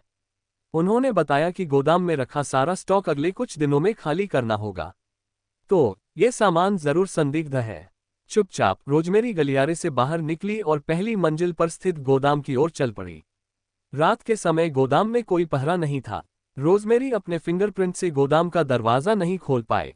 अजीब बात यह थी कि उसका फिंगरप्रिंट कंपनी के सिस्टम में दर्ज होना चाहिए था, जिससे उसे अंदर जाने की अनुमति मिलनी चाहिए थी। कहीं भी उसने पासवर्ड डाला, लेकिन गोदाम का दरवाजा फिर भी नहीं खुला। सैद्धांतिक रूप से इस पासवर्ड से उसे कंपनी में हर जगह पूरी तरह से घूमने की आज़ादी मिल जानी चाहिए थी, जब तक कि किसी ने जानबूझकर उसका डेटा डिलीट न कर दिया हो ताकि वह उस दरवाजे से अंदर न जा सके। रोजमेरी की आंखों में जिज्ञासा की एक चमक कौंध गई। वह सचमुच जानना चाहती थी कि ऑस्कर की पर्दे के पीछे की चालें उसकी आशंकाओं से मेल खाती हैं या नहीं। गोदाम के दरवाजे पर 3 स्तरों वाला पासवर्ड लॉक लगा था, जिसे रोजमेरी ने आसानी से तोड़ दिया। उसने आगामी निगरानी रिकॉर्डिंग में भी बदलाव कर दिया। गोदाम के अंदर विभिन्न प्रकार के वस्त्र करीने से व्यवस्थित किए गए थे। वहां अन्य कंपनियों के लिए तैयार किए गए उत्पाद और साथ ही कंपनी के पुराने और नए उत्पाद भी मौजूद थे। गोदाम का चक्कर लगाने के बाद रोजमेरी को नए माल के 2 बैच मिले जो देखने में एक जैसे लग रहे थे, लेकिन उनकी कारीगरी और सामग्री में बहुत अंतर था। फिर उसने गोदाम प्रशासक के खाते में लॉग इन किया। उसने कंप्यूटर की जांच की और पाया कि कम गुणवत्ता वाले बैच को कंपनी के डेटाबेस में दर्ज नहीं किया गया था। उसने कंप्यूटर से सारा डेटा कॉपी किया, उसे अपने ईमेल पर भेजा और फिर उसके सभी निशान मिटा दिए। तभी गोदाम के बाहर कदमों की आहट सुनाई दी। रोजमेरी ऊपर की बीम पर कूद गई और नीचे देखने लगी। अंदर आने वाले लोग मिस्टर चार्ली और कुछ कर्मचारी थे। उन सभी के चेहरे उसने पहले कभी नहीं देखे थे। रोजमेरी को अचानक यह एहसास हुआ कि दिन और रात की शिफ्ट में काम करने वाले कर्मचारी एक जैसे नहीं थे। ये लोग ऑस्कर के करीबी ही होंगे। उनमें से प्रत्येक के हाथ में एक लकड़ी की छड़ी थी। गोदाम की बत्तियां जला दी गईं और कर्मचारियों ने हर जगह तलाशी ली, लेकिन किसी को नहीं पाया। श्री चार्ली, क्या आपको नहीं लगता कि नई सुश्री रोज की वजह से आप कुछ ज्यादा ही घबराए हुए हैं? श्री चार्ली ने उस जगह का जायजा लिया। उन्हें एक अजीब सा माहौल महसूस हुआ। निगरानी प्रणाली की जांच करो। रोजमेरी ने पहले ही निगरानी प्रणाली में बदलाव कर दिया था। हालांकि रिकॉर्डिंग जारी थी, लेकिन वहां उसकी मौजूदगी का कोई सबूत नहीं मिला। एक कर्मचारी ने निगरानी कैमरे की जांच की और तुरंत सूचना दी, श्री चार्ली, गोदाम में कोई नहीं आया है। ये तो अजीब बात है। किसी ने तो अभी अभी मिस रोज को कंपनी में प्रवेश करते हुए जरूर देखा होगा। क्या उन्हें कोई भ्रम हो गया होगा? श्री चार्ली असमंजस में थे। गोदाम में किसी के होने का कोई आभास नहीं है। अभी अभी एक लड़का खाना लेने नीचे गया था और उसने देखा कि कोई व्यक्ति जो बिल्कुल रोजमेरी जैसी दिख रही थी, प्राइवेट लिफ्ट में जा रही थी। पीछे से देखने पर वह पक्का रोजमेरी ही है। मिस्टर चार्ली थोड़े घबरा गए थे, इसलिए उन्होंने मुख्य प्रवेश द्वार पर लगे निगरानी कैमरों की जांच करने का फैसला किया। अगर रोजमेरी सचमुच वहां आई होती तो कैमरों ने उसे जरूर रिकॉर्ड कर लिया होता। जब उनमें से एक व्यक्ति सीसीटीवी फुटेज निकालने में व्यस्त था, तभी रोजमेरी ने अपना फोन निकाला, इमारत में प्रवेश करते समय की अपनी सारी निगरानी फुटेज डिलीट कर दी और फिर उनकी हर हरकत को रिकॉर्ड करना शुरू कर दिया। मिस्टर चार्ली, अगर रोजमेरी सचमुच यहां आ गई और उसे हमारे द्वारा उत्पादित चीजों के बारे में पता चल गया, तो हम क्या करेंगे? एक व्यक्ति ने पूछा। उसे चिंता थी कि रोजमेरी उनके कारोबार में दखल देना शुरू कर सकती है। जिस तरह से वह जासूसी कर रही है, बहुत जल्द हमारे सारे राज सबके सामने खुल जाएंगे। क्या इस वजह से हमारी नौकरियां चली जाएंगी? अगर रोजमेरी को हमारी गलतियों के बारे में पता चल गया, तो न सिर्फ हमारी नौकरियां खतरे में पड़ेंगी, बल्कि हम पर मुकदमा भी हो सकता है। उनकी बातचीत सुनकर श्री चार्ली ने व्यंग्यात्मक हंसी हंसते हुए कहा, अगर काम पर जाते या आते समय किसी का कार एक्सीडेंट हो जाए या कोई और दुर्घटना हो जाए, तो इसमें हमारी कोई गलती नहीं है, ये तो बस उनकी बदकिस्मती है। उसके इशारे से सारे लोग घबरा गए। क्या मिस्टर चार्ली का मतलब ये था कि अगर रोजमेरी ने कुछ ऐसा देख लिया जो उसे नहीं देखना चाहिए था, तो वह कोई सख्त कदम उठा सकते हैं? लेकिन रोजमेरी को तो मुख्यालय से भेजा गया था। अगर ऐसा हुआ तो क्या होगा? क्या उसके बारे में उन्हें जितना पता है उससे कहीं अधिक है? कुछ देर बाद जो आदमी निगरानी फुटेज देखने गया था, वह वापस आया और बोला, मिस्टर चार्ली, रोजमेरी आज रात नहीं आई। उस आदमी ने शायद गलत देख लिया होगा। ऐसा लगता है कि हम घबरा गए थे। कुछ नहीं। तो फिर हम किस बात का इंतजार कर रहे हैं? चलिए काम पर वापस चलते हैं। मुझे तो लगभग दिल का दौरा ही पड़ गया था, ये सोचकर कि रोजमेरी सचमुच आ गई है। मुझे तो ये भी डर लग रहा था कि कहीं वो गोदाम में ही ना आ गई हो। 5-6 लड़कों के एक समूह ने लाइटें बंद कर दी और जाने की तैयारी करने लगे। तभी रोजमेरी के फोन पर कुछ देर तक वाइब्रेशन हुई। रोमियो का फोन था। उसके फोन की रिकॉर्डिंग अचानक रुक गई। श्री चाली ने मानो कुछ सुना हो, तीखे स्वर में पूछा, अभी किसका फोन वाइब्रेट कर रहा था? नहीं। सभी लोग अपने फोन ढूंढने लगे। सब शांत हो गया। रोजमेरी ने जल्दी से रोमियो का फोन काट दिया, अपना फोन साइलेंट पर रखा और उसे मैसेज किया, अभी व्यस्त हूं, बाद में बात करते हैं। रोमियो ने जवाब दिया, ठीक है। उसने पहले सोचा था कि शायद वह किसी मुसीबत में पड़ गई होगी, लेकिन लगता है कि वह जरूरत से ज्यादा सोच रहा था। श्री चाली ने ध्यान से सुना, लेकिन कोई और आवाज नहीं आई। क्या उन्होंने ये सब कल्पना की थी? श्री चाली, आप कुछ ज्यादा ही चिंतित हो रहे हैं। उस लड़की ने आपको इतना घबरा दिया है। हाँ, ये गोदाम इतना बड़ा नहीं है।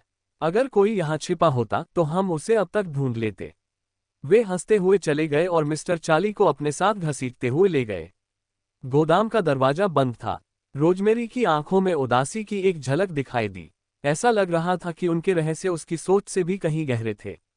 गोदाम में घोर अंधेरा था, लेकिन रोजमेरी तुरंत नहीं गई। उसने वहीं बीम पर रुककर इंतजार करना चुना। बाहर की रोशनी तेज थी, जिससे गोदाम के प्रवेश द्वार पर कुछ परछाइयां बन रही थीं। दरवाजे की दरारों से प्रकाश की किरणें अंदर आ रही थीं, जिससे जमीन पर कुछ धब्बे रोशन हो रहे थे। अध्याय 70। कुछ ही देर बाद गोदाम का दरवाजा अचानक खुल गया और वही गिरोह फिर से अंदर घुस आया। श्री चाली ने बत्तियां जला दी, उनकी आंखें गुस्से से लाल थीं, अंदर छिपे किसी भी व्यक्ति को बाहर निकालने के लिए वे उतावले थे। कई कर्मचारियों ने तुरंत उस जगह की तलाशी ली, लेकिन फिर भी उन्हें कोई संदिग्ध व्यक्ति नहीं मिला। मिस्टर चाली, हमने कोनों में रखे बक्सों के अंदर भी जांच की, वहां वास्तव में कोई नहीं छिपा है। अब आप आराम कर सकते हैं। आपने मोबाइल फोन में कंपन की आवाज सुनने का जिक्र किया, आपने शायद गलत सुना होगा। मिस्टर चाली की निगाहें एक बार फिर आसपास के वातावरण पर टिकी थीं। कुछ तो गड़बड़ लग रही थी, पर वे ठीक से समझ नहीं पा रहे थे कि क्या। वे कुछ रहस्यमय से दिख रहे थे। अगर गोदाम में वाकई कोई है, तो हमारे निकलते ही वह सामने आ जाएगा। हम अभी अभी बाहर इतनी देर तक इंतजार करते रहे, अगर अंदर कोई होता तो वो पूरी तरह चुप नहीं रह सकता था। श्री चाली, आप शायद जरूरत से ज्यादा सोच रहे हैं। मिस्टर चाली ने इलाके की छानबीन जारी रखी, लेकिन गोदाम में कोई हलचल नहीं दिखी, इसलिए उन्होंने हार मान ली और कहा, मुझे उम्मीद है ऐसा ही हो। इस बार उसने सचमुच लाइटें बंद कर दी और ताला लगा दिया। जाने से पहले उसने जानबूझकर पासवर्ड बदल दिया, इस उम्मीद में कि शायद इसका कुछ असर हो। उसने सोचा कि अगर उसकी छठी इंद्री सही थी और गोदाम में कोई मौजूद था, तो यह नया पासवर्ड काम करेगा। वे उन्हें अंदर फंसा लेंगे।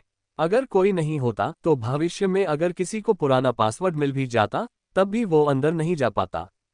पासवर्ड सफलतापूर्वक बदलने का संकेत देने वाली ध्वनि सूचना सुनकर रोजमेरी ठंडी हंसी हंस पड़ी। उसे इस बात की उम्मीद नहीं थी कि यह आदमी इतना सतर्क होगा, लेकिन यह दरवाजा उसके लिए कागजी शेर जैसा था। चाहे कोई भी पासवर्ड इस्तेमाल किया गया हो, वह हमेशा एक जैसा ही होता था।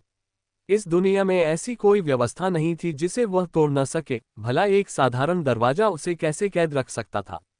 रोजमेरी चुपचाप गोदाम की छत से नीचे उतरी और इधर उधर टहलने लगी।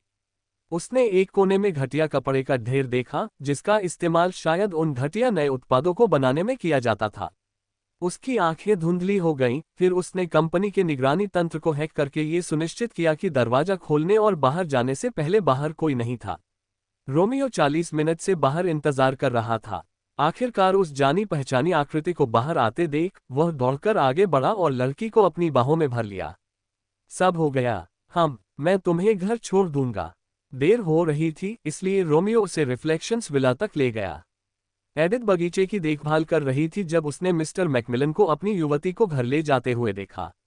उसने जल्दी से उसे अंदर आने के लिए आमंत्रित किया। रोमियो ने मना नहीं किया और रोजमेरी का हाथ पकड़कर उसे अंदर ले गया। सेरेना अपने माता पिता को खुश करने के लिए पियानो बजा रही थी, तभी उसे नौकर से पता चला कि रोमियो आ गया है। केनेथ और लुइसा उसका स्वागत करने के लिए जल्दी से नीचे भागे। सेरेना ने रोमियो को देखने की अपनी उत्सुकता को दबाया और पहले अपने कमरे में जाकर तरोताजा हुई, फिर नीचे जाने से पहले नौकरानी होली को कुछ निर्देश दिए। रोमियो, जब रोज तुम्हारे घर पर रात बिताने आई थी, तो उसने तुम्हें कोई परेशानी तो नहीं दी? केनेथ ने मुस्कुराते हुए पूछा। नहीं, रोमियो ने रोजमेरी की ओर स्नेह से देखते हुए कहा, दरअसल हम ही तो उसे हमेशा परेशान करते रहते हैं। उनकी बातचीत देखकर लुइसा मुस्कुराए बिना नहीं रह सकी। फिलिप कैसा है? रोमियो ने विनम्रता से उत्तर दिया, दादाजी कहते हैं कि रोज को देखकर उन्हें बहुत अच्छा लगता है। हा हा हा। केनेथ ये देखकर बहुत खुश हुआ कि फिलिप उसकी बेटी को इतना पसंद करता था। रोज आजकल कंपनी में बहुत ज्यादा जा रही है, हमें चिंता है कि वह या तो पर्याप्त खाना नहीं खा रही है या बहुत ज्यादा काम कर रही है। लुइसा के बोलते ही रोमियो ने उन्हें आश्वासन दिया, आप चिंता न करें, मैं उसका अच्छे से ख्याल रखूंगा। जब भी वह रोजमेरी को देखता था, उसकी आंखों में हमेशा स्नेह का भाव होता था। केनेथ और लुइसा ने एक दूसरे की ओर देखा, दोनों समझ गए थे कि रोमियो रोज के प्यार में पूरी तरह से डूबा हुआ था, सचमुच उस पर मोहित था। तभी सेरेना अपने सलीके से किए गए मेकअप के साथ एक क्लासिक डेब्यूटांट मुस्कान बिखेरते हुए सीढ़ियों से नीचे उतरी और गर्मजोशी से बोली, हे बहन, जीजाजी आप यहाँ हैं। सीढ़ियों से उतरते समय उसका हर कदम गरिमा और शालीनता से भरा हुआ था, मानो वह अच्छी तरह से प्रशिक्षित और लगभग त्रुटिहीन हो। उसके तौर तरीकों और व्यवहार को देखकर लुइसा संतुष्ट हो गई। कम से कम इतने वर्षों की मेहनत व्यर्थ नहीं गई, खासकर जब उसने उसे जीजाजी कहते सुना।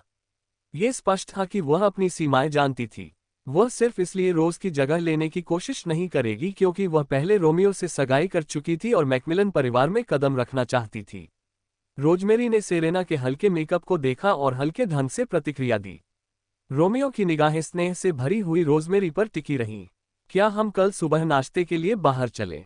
मुझे घर पर खाना ज्यादा पसंद है। मैं आपके साथ जुड़ना चाहूंगी। केनेथ ने ये सुना और सोचा, क्या यह इतना आसान नहीं था? कल मैं रसोई में अतिरिक्त नाश्ता तैयार करवा दूंगी। रोमियो, तुम यहाँ आकर रोज के साथ नाश्ता कर सकते हो, फिर काम पर जा सकते हो। ये सुनकर रोमियो ने मन ही मन सोचा, जैसा वह चाहता था, धन्यवाद। कोई जरूरत नहीं, हम तो परिवार हैं। केनेथ ने मुस्कुराते हुए पूछा, आपको खाने में क्या पसंद है? मुझे कुछ भी चलेगा। रोमियो ने रोजमेरी की ओर स्नेह भरी नजर से देखा और कहा, रोज जो भी खाएगी मैं वही खाऊंगा। किनारे पर उपेक्षित पड़ी सेरेना को ईर्ष्या और शर्मिंदगी दोनों महसूस हुई। तभी हॉली ने मौका पाकर एक गिलास नींबू पानी लाते हुए कहा, मिस सेरेना, ये रहा आपका पानी। वह पहले ही रोमियो और रोजमेरी को चाय परोस चुकी थी, इसलिए जब वह अभी अभी आई सेरेना के लिए एक गिलास चाय लेकर आई तो किसी को भी यह अजीब नहीं लगा। लेकिन उसने जानबूझकर कुर्सी के पैर से ठोकर खाए और उसके हाथ में मौजूद पानी सेरेना पर छिटक गया। संयोगवश वह छींटा सेरेना की छाती पर पड़ा। सेरेना पहले से ही रेशमी गाउन पहने हुए थी, जो अब सामने से काफी गीला हो चुका था, जिससे उसके आकर्षक कर्व्स दिखाई दे रहे थे। मुझे बहुत खेद है मिस सेरेना, मेरा ऐसा करने का कोई इरादा नहीं था। हॉली को बेहद पछतावा हुआ और उसने जल्दी से एक टिश्यू निकालकर सेरेना का चेहरा पोंछा। कोई बात नहीं, चिंता मत करो, मैं खुद इसका ख्याल रख सकती हूँ। सेरेना ने अपनी समझदारी दिखाई, लेकिन रोमियो ने एक पल के लिए भी उसकी तरफ नहीं देखा। मिस सेरेना, ये सब मेरी गलती है, मैंने आपके कपड़े गीले कर दिए। हॉली ने गीले शब्द पर जोर दिया, लेकिन रोमियो की निगाहें रोजमेरी पर टिकी रहीं। उसने उसके कान में कुछ फुसफुसाया। रोजमेरी ने उसे गुस्से भरी नजर से देखा, जबकि रोमियो ने शरारती मुस्कान बिखेरी। ऐसा लग रहा था जैसे वे एक दूसरे से छेड़छाड़ कर रहे हों। सेरेना, जाओ अपने कपड़े बदल लो, लुइसा ने धीरे से कहा। माफ कीजिए, मैं ऊपर जाकर कपड़े बदल लेती हूँ और फिर नीचे आकर आपके साथ आऊंगी। चाहे वह कितनी भी विनम्र क्यों न हो, रोमियो की निगाहें एक पल के लिए भी उस पर नहीं टिकी। जब सेरेना ऊपर जा रही थी, तभी उसने लुइसा को आश्चर्य से पूछते हुए सुना, रोज, क्या यह नया ब्रेसलेट है? मैंने तुम्हें इसे पहले कभी पहने हुए नहीं देखा। उसने मुझे दे दिया। उसके सरल जवाब ने सेरेना को अपने कदमों पर रुकने पर मजबूर कर दिया। वह सदमे से लगभग जम सी गई थी। रोमियो ने तुम्हें ये दिया? लुइसा ने जल्दी से करीब से देखा। डिजाइन कितना सुंदर है, मैंने इसे बाजार में कभी नहीं देखा। उन्होंने इसे डिजाइन किया था। आगे की कहानी सुनाने के लिए VM स्टोरी वर्ल्ड को सब्सक्राइब करो।